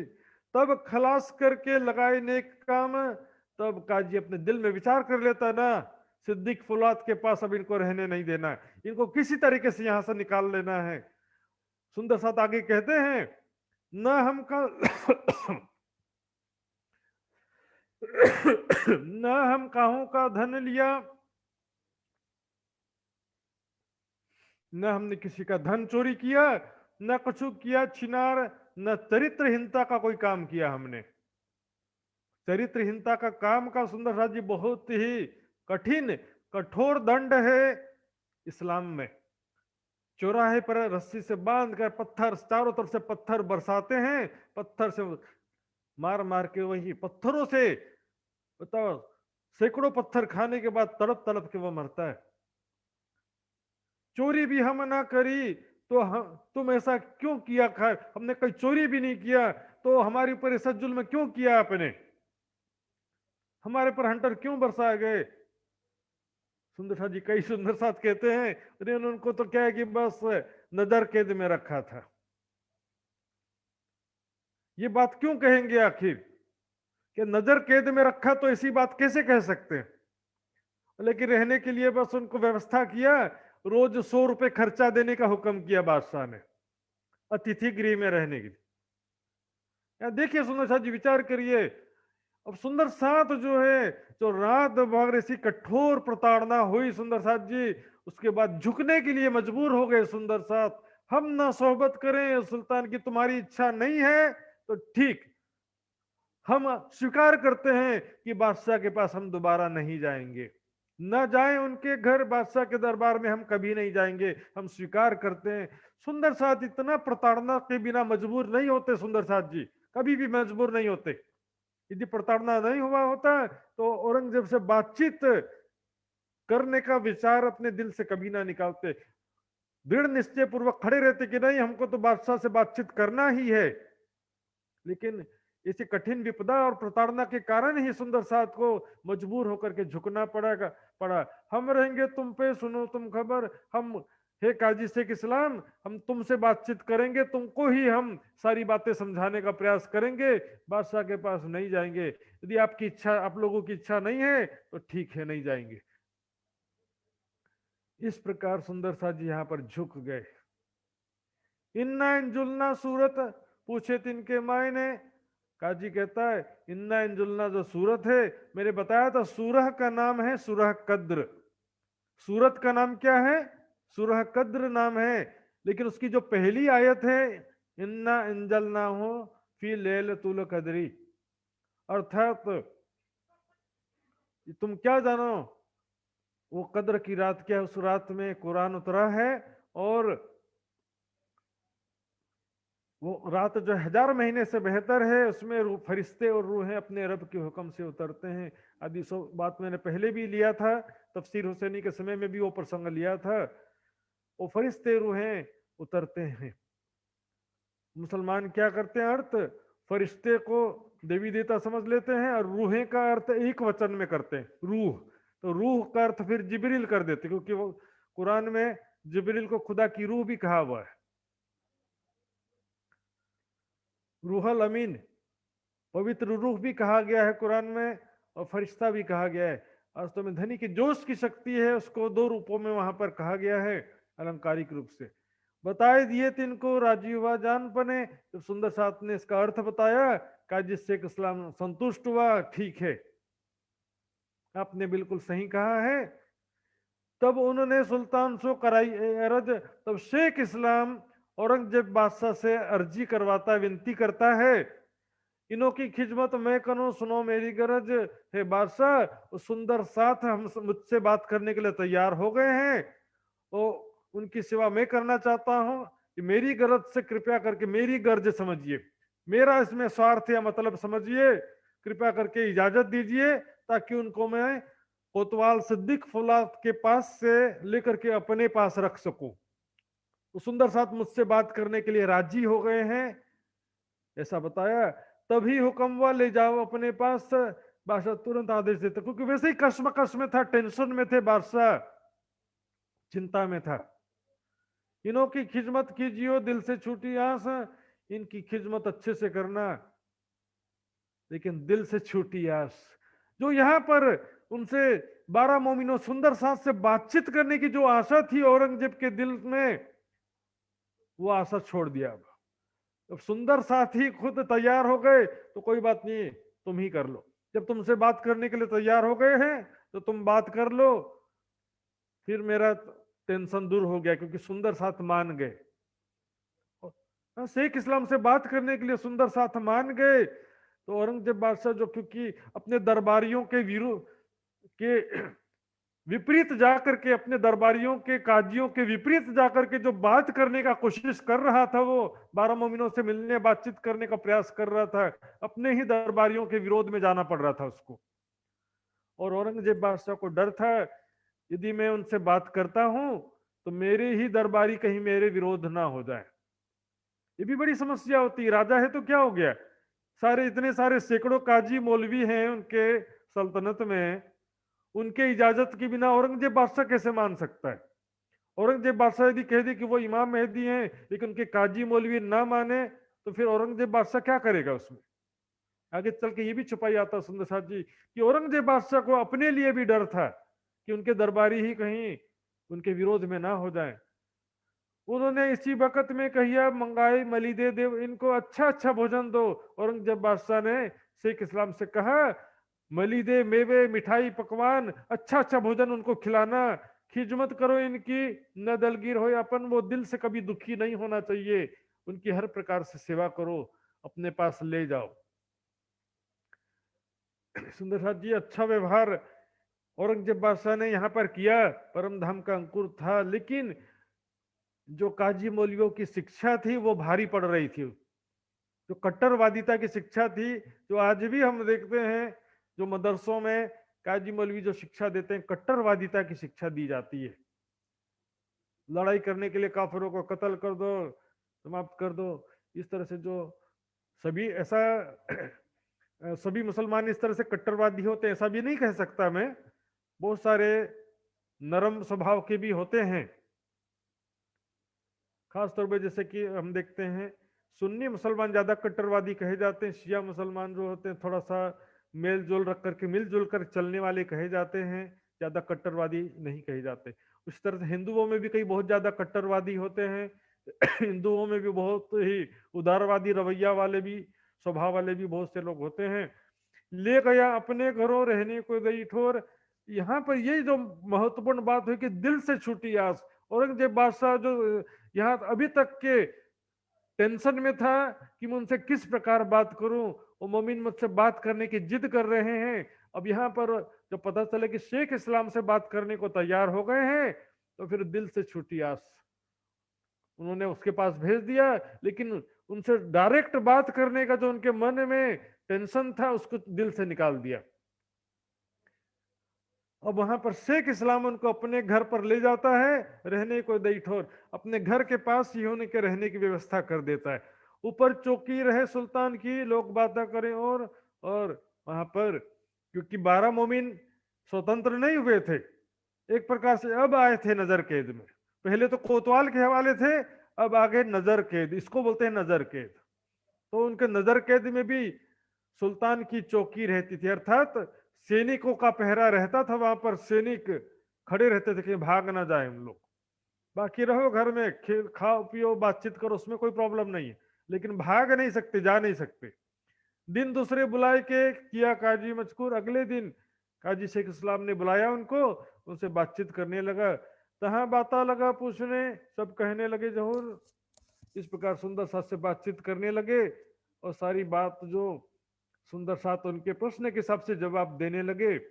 भाई काजी के घर गए, एक दिन काजी शेख इस्लाम के भाई के घर भी गए, वहां पर जोश जोर हुआ। बदल को शेख बादल खान को बहुत जोश आ गया और उच्च स्वर में बात करने लगा, तुम क्या मुसलमान, मैं भी मुसलमान हूं। एक मुसलमान दूसरे मुसलमान से झगड़ा करेगा तो बात अलग होती है, और एक हिंदू मुसलमान से उसके धर्म के बारे में बात करेगा तो तोहमत लगा सकता है, तू हिंदू होकर के हमारे धर्म पर उल्टी बात कर रहा है, इस निंदा का कानून लगा देंगे, हमारे धर्म का विरोध कर रहा है, उसको कत्ल कर दो। लेकिन भैया तो सामने क्या है, वो शेख बादल भी मुसलमान है, उसने जोश में कह दिया तुम क्या जानते हो, है? तुम क्या जानते हो कुरान के बारे में, क्या कुरान में ऐसा लिखा है? डर के भाग जाता है, तिनका जहूर देख के भागा, अपने घर में जाकर पीछे छिप जाता है। फिर दिन तीसरे काजी बुलाया अपने पास, तीसरे दिन काजी शेख इस्लाम फिर से सुंदर साथ जी को अपने पास बुलाता है। दई किताब एक हदीस की जिनमें मजकूर खास है, हदीस की एक किताब सुंदर साथ के सामने रखता है काजी, जिसमें खास बातें थी, कयामत, इमाम मेहदी से संबंधित और मोमिनों से संबंधित कुछ खास बातें थी। तब काजी कहने लगा एक किताब बनाई तुम, सुंदर सॉरी वो किताब जो है सुंदर साथ लिख दिखाते हैं काजी को। तो काजी कहने लगता है एक किताब बनाई तुम, ये किताब लगता है तुमने ही बना लिया है। क्योंकि देखिए सुंदर साथ जी, मुसलमानों में भी बहुत सारे फिरके हैं, मैंने बताया, तो बहुत सारे हदीसों की किताबें ऐसी हैं जिनको सारे फिरके नहीं मानते, खासतौर पर सुन्नी मुसलमान जो है वो सभी हदीसों को नहीं मानते।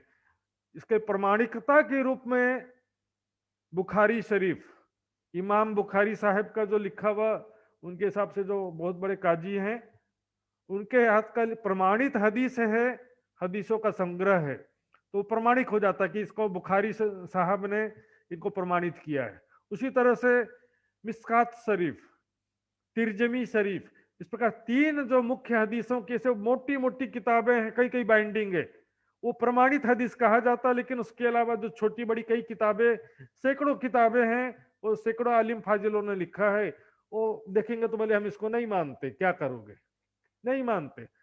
ये किताब तुमने ही लिखा है, लगता है तुमने छपवा दिया है, तुम्हारी हकीकत सब लिखी, आपकी सारी बातें इसमें लिखी हुई है। ये जो पढ़ते हैं हम, आप जैसा बोल रहे वैसा वैसा लिखा है, इससे लगता है कि किताब तुमने ही छापा है। सुंदर सा 350 साल पहले वो किताब आज कहां से मिलेगी? हर पब्लिकेशन में बहुत सारी बातें छिपा दी जाती हैं, बहुत सारी बातें बदल दी जाती हैं। सुंदर साहब जी, आंखों देखा हाल बता रहा हूं मैं। कस्सुल अंबिया उर्दू की किताब में लिखा है 90,000 हरफ का बेवरा, और कस्सुल अंबिया हिंदी की किताब में गायब क्यों कर दिया? इसका मतलब तुम्हारे दिल में छल है। तब जवाब मोमिनो दिया, ए हमसे ना होए। सुंदर साहब कहते हैं देखिए हम कोई धोखाधड़ी नहीं कर रहे हैं, हम इस तरह से छल कपट करने वाले लोग नहीं हैं। तुम तो सियाने बहुत, क्यों ना विचारो से, आप तो समझदार हो। देखिए इसमें प्रकाशक का नाम लिखा है, राइटर का नाम लिखा, लेखक का नाम लिखा, सारा आप पता कर सकते हो बाजार में।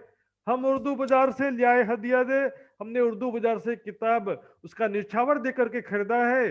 ते बैठे हैं जाहिर, वो बैठे हैं आज भी, उनसे भी जाकर के पूछ सकते हो, दुकान अभी भी चालू है उनका, जाए पूछो उनसे पूछ लो जाकर के।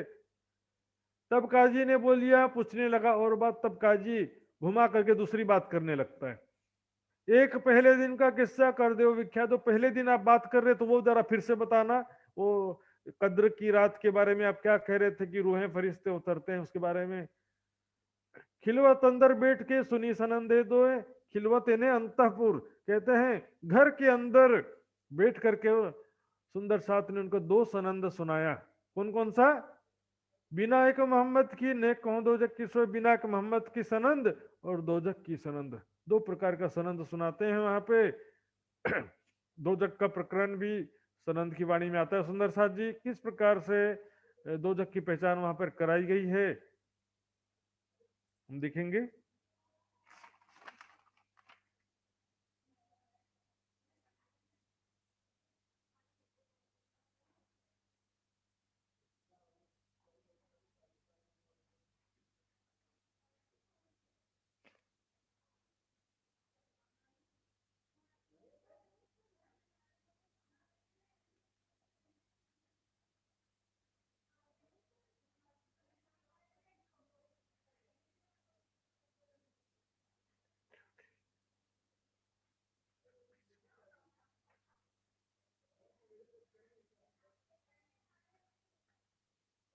ये देखिए सनंद दज्जाल की,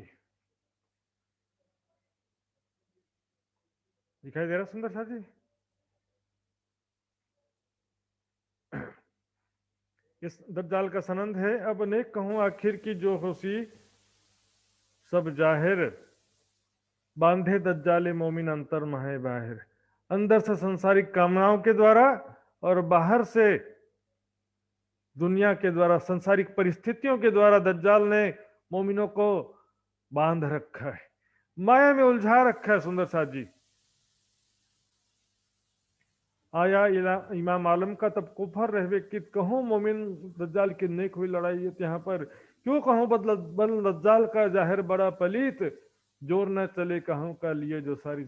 दज्जाल जो हिंदू ग्रंथों में माया कहा गया है, कलयुग कहा गया है, उसी को यहाँ पर दज्जाल कह रहे हैं। इस तरह से प्रकरण है, और बिना एक मोहम्मद का प्रकरण मैंने आपको पहले ही बताया था। तो आइए सुंदर साथ जी वापस चुपाई की तरफ आते हैं। ये जो सनंद जब सुनाया, तब राजी होए के कहे फेर फेर गाओ सोए। उनको काजी को और उनके साथियों को इतना आनंद आया, फिर से गाओ बिना एक मोहम्मद, बिना एक मोहम्मद, बड़ा आनंद आ रहा है। जैसे कोई सूफी लोग कवाली गाते हैं ना, उस तरह से उनको सुनने में बड़ा आनंद आ रहा था। कई लाले लाल कहावते हो गए सब जरत भी, और लाल कोई ना हुआ बिना एक मोहम्मद। कोई भी तर्ज में गाने से, सुनने से उनको बड़ा अच्छा लग रहा था। और कुरान में मोहम्मद साहब की सारी महिमा लिखी है, और वो क्या तन को ही मोहम्मद समझ लेते, अंदर बैठी शक्ति को जो है भी वो तो दोबारा आ गई यहाँ पर इमाम मेहदी के रूप में, हकी सूरत के रूप में आई है दोबारा, उसकी पहचान तो है नहीं, फिर भी वो जाहिरी तन के भावना से ही सुन रहे हैं और उनको आनंद लग रहा है। खड़ा दरोगा बेतल माल का सो नागर जात का हो, और वहां पर सार्वजनिक खजाने का जो अधिकारी था, दरोगा था जो, वो खड़ा था, लेकिन वो क्या था, नागर जाति का था, हिंदू धर्म का था वो। तो वहां पर काजी क्या कहते हैं उनसे, तिनको प्यार करके कहिया सुनो एकान, देखो तुम्हारे खिलके में कैसा लिया है ईमान। उनको सद्भावना से ही कहा, लेकिन कहा कि देखो तुम लोग इतना नफरत करते हो इस्लाम से, और ये देखो तुम्हारे ही हिंदू धर्म में से ये लोग ने मोहम्मद साहब पर ईमान लाया है। वो भागा इन भांत सो जाने पेठो जिमी में, इस तरह से वहां से भागा जैसे मेरी बड़ी बेइज्जती हो गई, मेरे हिंदू भाई मुसलमान बन गए, मुस्लिम कपड़ा पहन के आ गए, ऐसा उनको बड़ा बेइज्जती फील हुआ। क्योंकि वैसे बेइज्जती तो फील कब कब होता है, जब बहुदेव पूजा कर्मकांड का भी हम विरोध करते तो भी उनको बेइज्जती फील होता है। जब हम कहते हैं कि निराकार नहीं है शुद्ध साकार है, तब निराकारवादी लोग को भी अच्छा नहीं लगता, बुरा लगता है। और सामान्य हिंदू को तो बस ऊपरी दृष्टि रहती है कि हिंदू से मुसलमान बन गया, ऐसा सोच लिए। ना हिंदू की पहचान है ना मुसलमान की पहचान है। ज्ञान समझ जाओ तो सारी दुनिया एक है, ना हिंदू है ना मुसलमान है। आत्मा ना हिंदू होती है ना मुसलमान होती है। जिन कोई झगड़ो आप में धनी सबों का एक, जो कुछ कहिया कतेब ने सोई कहिया वेद। आपस में क्यों झगड़ा करते? सभी धर्म ग्रंथों में एक ही परमात्मा की बात कही गई है, अलग अलग भाषा है, अलग अलग वेशभूषा बना लिया है। वेशभाषा जिन रचो रचियो मायने असल, अब भई जोत रसुल की खुले मायने सकल। ओ भागाइन मानसो जानो पेटो जी में ऐसा शर्मिंदा बेइज्जती महसूस हुआ उसको कि धरती फट जाए और मैं उसमें समा जाऊं। पेटो है ना समा जाना, धरती फट जाए और मैं उसके अंदर समा जाऊं, इतना बेइज्जती उनको फील हो गया। मुंह पर जुलम भैया कहाँ कौन से मेरे ऊपर इतना जुलम हुआ, मेरी बड़ी बेइज्जती हो गई। हिंदू होने का बड़ा अहंकार था उसको, बड़ी दिलगरी करके भागा अपने ठोर, वहां से बहुत दुखी होकर के शीघ्रता से अपने घर चला गया। छोड़ दिया काजी ने, बड़ा जो हुआ शोर, काजी ने के जाने दो उसको, छोड़ दिया उसने भी, क्योंकि बड़ा शोर हंगामा मच गया था।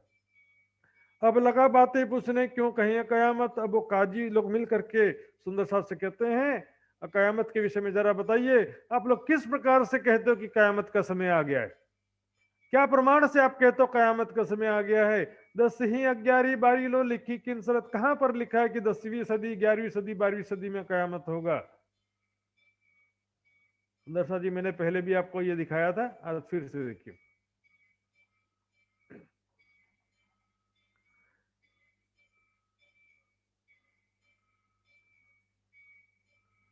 मैंने बताया था कुरान का 34वां सूरा है, सूरा सबा, आयत नंबर 29-30 है। वे कहते हैं कि कयामत का वादा कब पूरा होगा, तो तुम उनसे कह दो कि एक दिन का वायदा है। फिर क्या कहते हैं, एक दिन का मतलब डाउटफुल होता है ना, एक दिन से क्या मतलब, तो आगे कह देते हैं खुदा से डरते रहो कि उसने कल के लिए क्या भेजा है। एक दिन का वादा कहा, फिर कल के लिए भेजा है। फिर आगे क्या कहते हैं, खुदा अपने वादा से हरगिज खिलाफ नहीं करेगा, परंतु परवरदिगार के नजदीक एक दिन तुम्हारे हिसाब के मुताबिक 1000 वर्ष के बराबर है।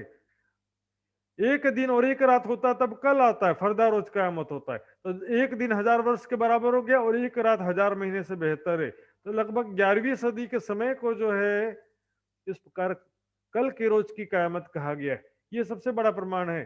पर क्या कि अब ये व्याख्या, ये तर्जुमा जो है, इस ये अर्थ जो है, बोले हम नहीं मानते इस अर्थ को, तुम ही अर्थ बता दो फिर।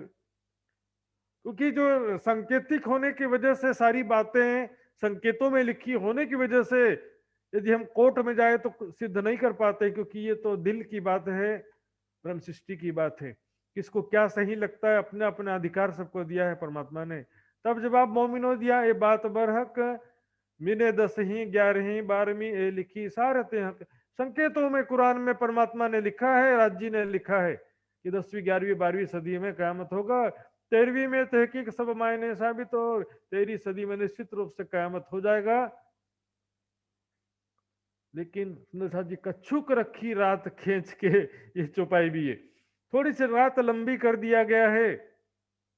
समय तो सभी के हिसाब से पूरा हो जाता है, लेकिन कच्छुक रखी रात खींच के सुंदर साथ के वास्ते थोड़ा सा लेट हो गया है। लेकिन समय तो कभी भी आ सकता है। अब कितना समय बाकी है आज भी हम दावा नहीं कर सकते। कुरान में लिखा है कि धरती वृक्ष नदियां पर्वत हवाएं डरते हैं कि कहीं कयामत आज ही ना हो। तब एक दूसरे को सामने लगे देखन, तब ये प्रमाण दिया सुंदर साथ जी ने कल की रोज की कयामत का। तब एक दूसरे को देखने लगे, काजी मौलवी जो थे एक दूसरे की तरफ देखने लगे, आलिम फाजिल लोग। क्या बात है, सही है कि गलत है? एक दूसरे को इशारा किया, भाई अब गलत भी नहीं बोल सकते, ये तो बड़ा मुकदमा बीच गिरोह में, तो बहुत ही बड़ी बात है, महत्वपूर्ण बात है, क़यामत की बातें हैं, और ये लोग बिल्कुल बात तो सही कह रहे हैं, इसलिए हम इसको गलत तो नहीं कह सकते हैं। सवाल एक शख्स से किया, तुमको एते दिन बीच दिन। उसमें से एक शख्स ने, एक आलिम फाजिल ने उनसे सवाल किया सुंदर साथ से कि तुम इतने दिनों हो गए तुमको कि दीन इस्लाम पर तुम विश्वास लाए हो, तो क्यों न करी नमाज को लाए थे यकीन? जब खुदा पर, मोहम्मद साहब पर, दीन इस्लाम पर यकीन लाए हो तो तुम लोग नमाज क्यों नहीं पढ़ते हो?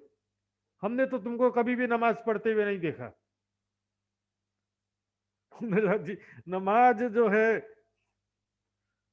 एक होता शरीयत, जो मुसलमान बस पढ़ते जरूर हैं लेकिन ज्ञान के बिना पढ़ते हैं। हकीकत की नमाज और होती है और मार्फत की नमाज और होती है। मैंने बताया था एक छिपी और रूहानी, कहीं मार्फत बंदगी। तो मार्फत की दो नमाज है, छिपी और रूहानी। रूहानी क्या है? परात्म के भाव से परमधाम की लीलाओं का ध्यान करना, ये रूहानी। और छिपी क्या है? एकांत में बस धाम धनी के शोभा स्वरूप लीलाओं में डूबे रहना। ये दो प्रकार का मार्फत का नमाज कहा गया, एक छिपी और रूहानी। यहां पर भी कोई ऐसा संकेत नहीं है कि मार्फत में राज्य के सिवा कोई नहीं रहता या राज्य भी नहीं रहते, ऐसा कोई संकेत नहीं है। लेकिन यहां पर प्रश्न है कि जाहिरी नमाज की जो बात कर रहे थे, तब जवाब मोमिनो दिया, हमारी नमाज का जाना हो, हमारे नमाज का कभी भी नुकसान नहीं होता है। सुंदर सा जो मतलब दुनिया वास्ते काम किया होए सोए, यदि हम दुनिया के वास्ते कोई काम करते हैं, देखिए संसारिक जो होता है ना, जो दिन भर दुकान में बैठता है, नौकरी करता है, इधर को उधर दुनिया के झमेले में फंसा हुआ है, उसके लिए 5 बार नमाज का नियम होता है। अर्थात 5 बार राज्य का ध्यान करो या 5 बार वाणी पढ़ो, 5 बार सेवा पूजा भी इसीलिए रखा गया है। सेवा पूजा में भी परमधाम की चौपाइयां हैं, उन चौपाइयों के द्वारा परमधाम को याद करें। अपने अपने स्टेज और आत्मिक स्थिति के हिसाब से जो बेहतर कर सकते हैं आप, उतनी अच्छी बात है। क्योंकि सुबह आप मान लो आपने वाणी पढ़ा या ध्यान किया, तो उसका प्रभाव कितने देर तक रहेगा? 4-6 घंटे तक, उसके बाद वो प्रभाव खत्म हो जाता है। तो दोपहर को फिर से आपको राज्य का वाणी पढ़ना पड़ेगा, ध्यान करना पड़ेगा या सेवा पूजा कुछ तो करना पड़ेगा। शाम को 3 बार नमाज पढ़ते हैं शाम के समय, क्योंकि शाम के समय माया का सबसे ज्यादा जोर होता है, शाम के समय माया सबसे ज्यादा प्रबल होती है। शाम होते साथ ही आत्मबल एकदम कमजोर हो जाता है। सूर्यास्त होता है ना, तो सूर्यास्त, क्योंकि सूर्य जो है बुद्धि के देवता कहते हैं और चंद्रमा को मन का देवता है। तो जैसे ही चंद्रमा का उदय होता है, मन का जोर बढ़ जाता है, यार कुछ चटपटा खाया जाए, कुछ स्वादिष्ट भोजन खाया जाए, थक गए, लगाओ कोई मूवी वोवी, तो मन थक जाता है, शाम के कमजोर हो जाता है। शाम के समय 3 बार नमाज पढ़ने से क्या होता है कि आत्मबल बना रहता है। 3 बार याद करना पड़ेगा राज्य को, 3 बार ध्यान करो या 3 बार वाणी पढ़ो, किसी भी तरीके से राज्य को 3 बार याद करना पड़ता है। लेकिन ये तो गृहस्थियों की बात है, और जो अपना जीवन राज्य के मार्ग में समर्पित कर दिए हैं, दिन रात राज्य का ही काम, राज्य के सेवा, राज्य का प्रचार, राज्य की वाणी चर्चा, राज्य का ही चिंतन, और जो सेवा कार्य दिन भर करते हैं वो भी राज्य के लिए करते हैं, कोई पैसा कमाने के लिए तो नहीं करते हैं। तो हमने दुनिया के वास्ते जो कोई काम करते ही नहीं है, तो हमारा नमाज कभी भी नुकसान नहीं होता है। तब नमाज कजा हुए जो हम पकड़े मुर्दार। संसारिक सुखों के वास्ते हम पैसा कमा रहे हो तो हमारे लिए नियम लागू होता है कि हम 10वां हिस्सा दान करें। हाँ? जब दुकान में या नौकरी कर रहे हैं तो हमारे लिए नियम लागू होता है कि 5 बार नमाज पढ़े या 24 घंटे में 3 घंटा परमात्मा के लिए निकालें हिंदू नियम के अनुसार। तो ये नियम कब लागू होता है? गृहस्थों के लिए, जो संसारिक व्यक्ति है, जो दुनिया के लिए जो सारा समय लगा देता है, दिन भर संसारिक कार्यों में लगा रहता है। हम वास्ते दीन इस्लाम के काम करे परवरदिगार, हम तो दिन रात जो है राज्य के प्रति खुदा के प्रति समर्पित हैं। खुदा के सिवा हम कोई काम करते ही नहीं। खुदा का ही चिंतन, उसका जिक्र, उसकी चर्चा, उसी का स्मरण, उसी का ध्यान करते हैं। तो हमको हमारी नमाज को कबू ना हो नुकसान, इस कारण हमारी नमाज का कभी भी नुकसान होता नहीं है। बल्कि हम बैठे उठे चले बातें करें सो सब नमाज ही जान। हम जो बैठे हैं, चल रहे हैं, उठ रहे हैं, फिर रहे हैं, सब नमाज ही समझो हमारा। तो तब कहिया एक दूसरे से देव इनको जवाब। तब काजी और आलिम फाजिल जो बैठे थे, मौलवी आदि, कहते हैं बोलो बोलो क्या बोलते हैं इसके बारे में। कोई जवाब देने आपको कुछ जवाब देना है तो बोलो। मोहवाय सारे सब लोग चुपचाप रहे, क्या जवाब दें, क्योंकि बिल्कुल तर्क संगत था, प्रमाणित था। मोंगे रहे विचार किताब, चुपचाप रहे, जवाब देते नहीं होता उनसे। फिर तीसरे दिन बुलाए, पूछी बात। तीसरे दिन फिर से सुंदर साथ को काजी ने बुलाया और फिर से उनसे ज्ञान चर्चा किया। सुनाओ मोहे सनंद है हम पावे अपनी जात। मुझे वो सनंद की वाणी फिर से सुनाओ जो आप पहले दिन सुना रहे थे, हम, ताकि मुझे भी पहचान हो सके अपनी और खुदा की। लक्ष्मण भीम बैठ के सुनाई एक सनंद। लक्ष्मण जी, लालदास जी और भीम भाई दोनों मिलकर के एक सनंद सुनाते हैं इमाम के मिलाप की। पर देखिए ना हृदय के अंदर ये चुपाई सुंदर सा जी सनंद ग्रंथ में है, जो किस प्रकार से देखिए सनंद ग्रंथ की चुपाई है। जब मिलाप हुआ मेहंदी सो तब कहिया महामती नाम। देखिए, मिलाप हुआ जब मेहंदी सो तब कहिया महामती नाम। अब मैं हुई जाहिर देखिया वतन बका धाम। ये चुपाई जो है बताते हैं, इसमें भाव क्या है। मैंने बताया था, मोहम्मद आए ईसा मिने तब अहमद हुआ शाम। अहमद मिल जा मेहंदी मिने, तीनों हुए इमाम। ईसा से मतलब है हिंदू पक्ष का ज्ञान और मोहम्मद से मतलब है कुरान पक्ष का ज्ञान। दोनों ज्ञान हो गया तो अहमद की सुबह। 5 शक्तियां सुंदर साथ जी शुरू से हैं। 5 शक्तियां जो हैं वो शुरू से ही है सुंदर साथ जी। लेकिन यहां पर हम देख रहे हैं ज्ञान की बात है। जब मेड़ता में कुरान का ज्ञान धारा, वहां पर ज्ञान की शक्ति, कुरान की ज्ञान आया वहां पर, तब कहा कि मोहम्मद आए ईसा मीने तब अहमद हुआ शम। और वहां पर मेहंदी से मतलब है परम धाम का ज्ञान आने से। तो परम धाम का ज्ञान जब आया तब क्या हो गए? इमाम हो गए।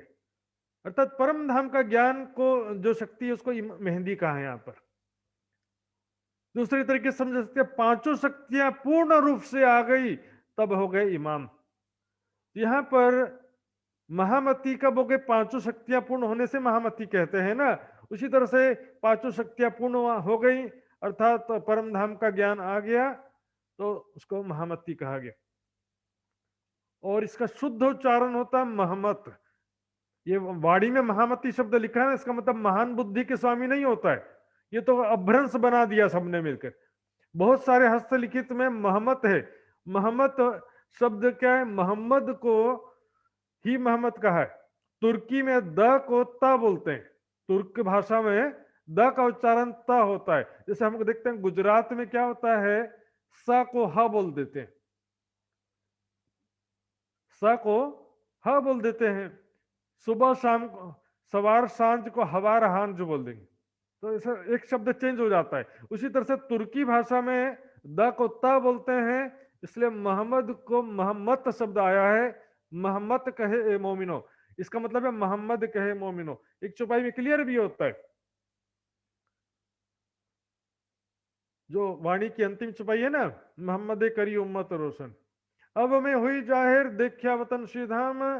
उस चौपाई में क्या कहे कि मोहम्मद जी कह रहे हैं इंद्रावती की आदम, अब मैं प्राणनाथ जी के रूप में, श्री जी साहिब के रूप में, इमाम मेहदी के रूप में जाहिर हो गई हूं और मैंने परम धाम की शोभा देख लिया। देखिया वतन श्री धाम। इससे भी स्पष्ट है परम मेहदी शब्द का तात्पर्य परम धाम के ज्ञान से है या परम धाम की ज्ञान शक्ति से, क्योंकि यहां पर देखिया वतन श्री धाम कह रहे हैं।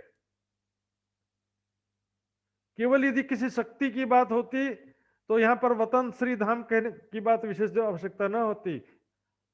मोहम्मद का मतलब कुरान की ज्ञान से है, ईसा का मतलब हिंदू पक्ष के ज्ञान से है, मोहम्मद आए ईसा मीने, और उसके बाद अहमद मिल या मेहंदी मीने, ये मेहंदी का मतलब परम धाम के ज्ञान से।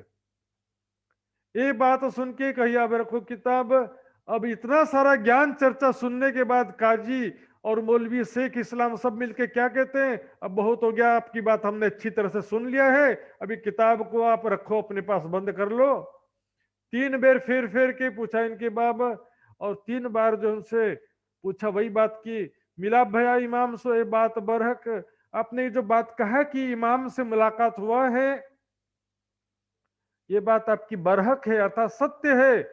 हम तो उम्मीदवार है, हम भी इमाम मेहदी के चाहने वाले नहीं, ऐसा नहीं है।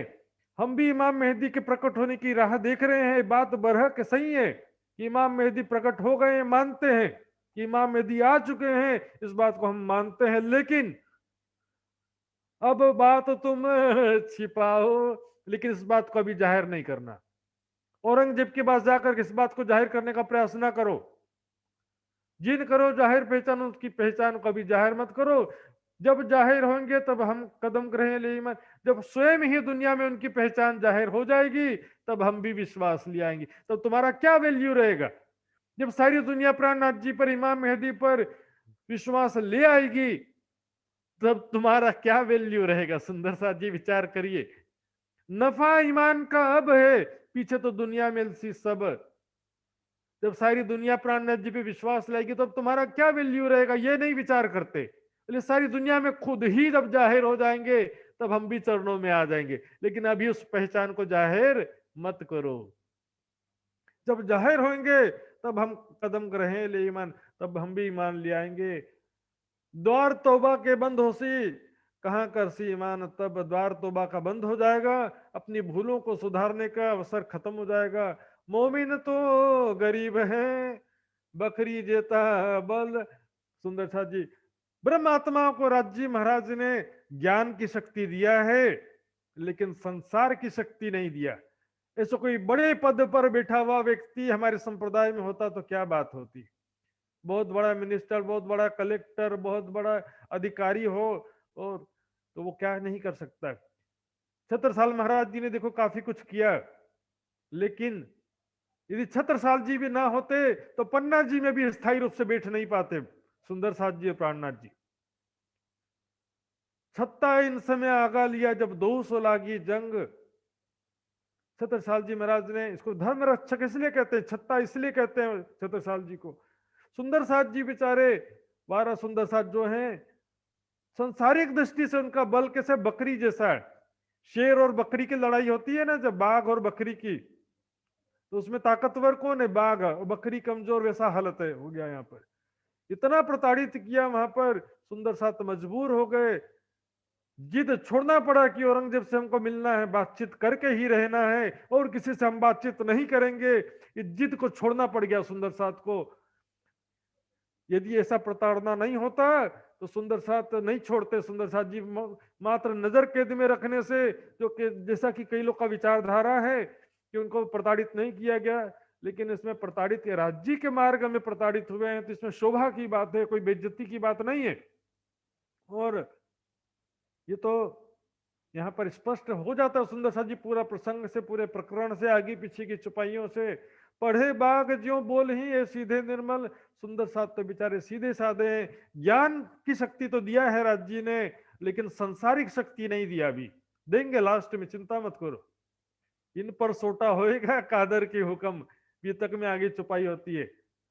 सजा यदि हम नहीं देंगे तो कोई को सजा नहीं मिलेगी, ऐसा नहीं है। सजा मिलेगी, परमात्मा के द्वारा सजा मिलेगी। ये बेचारे सीधे साधे हैं। श्री महामत के मोमिनो, एक काजी के घर की भी तक बात। काजी के घर में जब वो नजर कैद में थे, वहां पर जो घटना घटी वो बात मैंने आपको बताया सुंदर साथ जी। अब कहो हादी की जिन खबर सुनी विख्यात। अब जब प्राणनाथ जी की बात बताते हैं, जब उनको ये सूचना मिली कि मेरे मोमिन सुंदर साथ को इतना प्रताड़ित किया गया, उनके ऊपर इतना अत्याचार किया गया, कितना गुस्से होते सुंदर साथ जी, बहुत गुस्से हुए तब, बहुत ज्यादा गुस्से होते प्राणनाथ जी भी, सुंदर साथ जी। और देखिए, जैसा मारना पैगंबर तैसा तिनके दोस्त, ये सारा प्रकरण कल आएगा। और जो विचार करने की बात है, जो कहते हैं कि उनको कोई प्रताड़ना नहीं हुआ, बस नजर कैद में रखा था, हर दिन खर्चा के लिए 100 रुपए देने का हुक्म दिया था, ये सारी बातों का विश्लेषण कल विस्तार से होगा। तो ये सुंदर साथ जी चुपाई दोहराते हैं, बोलो श्री प्राणनाथ प्यारे की जय। श्री मोहम्मद के मोमिनो, श्री मोहम्मद कहे मोमिनो,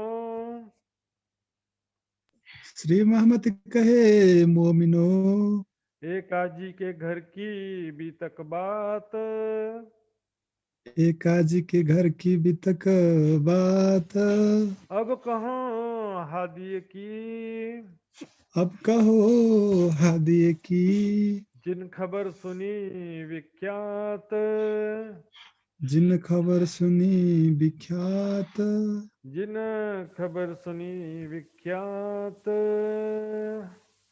बोलो श्री प्राणनाथ प्यारे की जय, जय। सुंदर साथ की जय, धाम के धनी की जय। प्रणाम सुंदर साथ जी। सुंदर साथ जी, इस प्रकार आज हमने सुना कितना कष्ट उठा करके अपनी जान हथेली पे लेकर के 12 सुंदर साथ 12 मोमिन जाते हैं। मुस्लिम वेशभूषा पहन करके जाने से यहाँ पर उनको थोड़ा सा सफलता हाथ तो लगी, लेकिन आगे दरबारियों ने मिलकर सब गड़बड़ कर दिया। बादशाह औरंगजेब के सामने तो पहुंच गए, लेकिन उनसे रूबरू जो बातचीत करने का इच्छा था, वो आपस में बैठ करके औरंगजेब बादशाह से बात करे, उनको समझाए, वो इच्छा को छोड़ना पड़ गया। मोमिन तो गरीब हैं, बकरी देता बल, उन पर जो इतना प्रताड़ना हुआ, अत्याचार हुआ, तब जाकर के तो कह रहे हैं, क्या तुम्हारे रसूल ने ऐसा फरमाया है कि जो मोहम्मद पर ईमान लाया है, उसके रसूल पर और खुदा पर ईमान लाया, उसके ऊपर इतना प्रताड़ना करो। सुन करके काजी रो देता है। सुंदर साथ जी, ये विचार करने की बातें हैं। तो सुंदर साथ जी, आज जो हमने प्रसंग सुना बहुत ही महत्वपूर्ण प्रसंग था, और अभी तक जो औरंगजेब को संदेश पहुंचाने का सारा जो अभियान चल रहा था, इसका उपसंहार था, समझो एंडिंग। इसके बाद जो है आगे औरंगजेब को संदेश पहुंचाने का प्रयास तो नहीं रहेगा, लेकिन इसी अब तक जो प्रयास हुआ था, इस सब का समीक्षा होगा, विवेचना होगा आगे के प्रकरण में। ये सुंदर साथ जी, आज जो मैंने बताया उस विषय में जो भी सुंदर साथ को जिज्ञासा हो तो वो हाथ खड़ा करके भी पूछ सकते हैं। अपने मोबाइल में रेस हैंड वाला ऑप्शन दबाएंगे और हाथ खड़ा करेंगे, और यदि अभी पूछने में संकोच होता हो तो बाद में व्हाट्सएप ग्रुप में, व्हाट्सएप पर्सनल मैसेज में और फोन के द्वारा भी आप चाहें तो पूछ सकेंगे। 24 घंटे में कभी भी आप पूछ सकते हैं सुंदर साथ जी। तो आइए सुंदर साथ जी, जो भी अभी सुंदर साथ पूछना चाहते हैं तो पूछेंगे, नहीं तो फिर मैं आदरणीय होस्ट जी से निवेदन करूंगा कि कार्यक्रम संचालन के लिए। सुंदर साथ जी भी कोई हाथ खड़ा नहीं हो रहा है। तो आइए सुंदर साथ जी, आदरणीय होस्ट जी, आज जो है शायद लक्ष्मण जी कहीं व्यस्त होंगे, मेरे ख्याल से नीरू जी होंगी, तो नीरू जी से मैं निवेदन करूंगा कि कार्यक्रम की रूपरेखा को आगे संचालन करेंगी। सब सुंदर साथ के चरणों में प्रणाम जी। प्रणाम जी। बोलो श्री प्राणनाथ प्यारे की जय, सदगुरु महाराज की जय। बहुत बहुत धन्यवाद आदरणीय महात्मा सुशांत जी को, इतनी बड़ी सेवा दे रहे हैं हमें। श्री राज जी की मेहर हर पल बनी रहे। सुंदर साथ जी,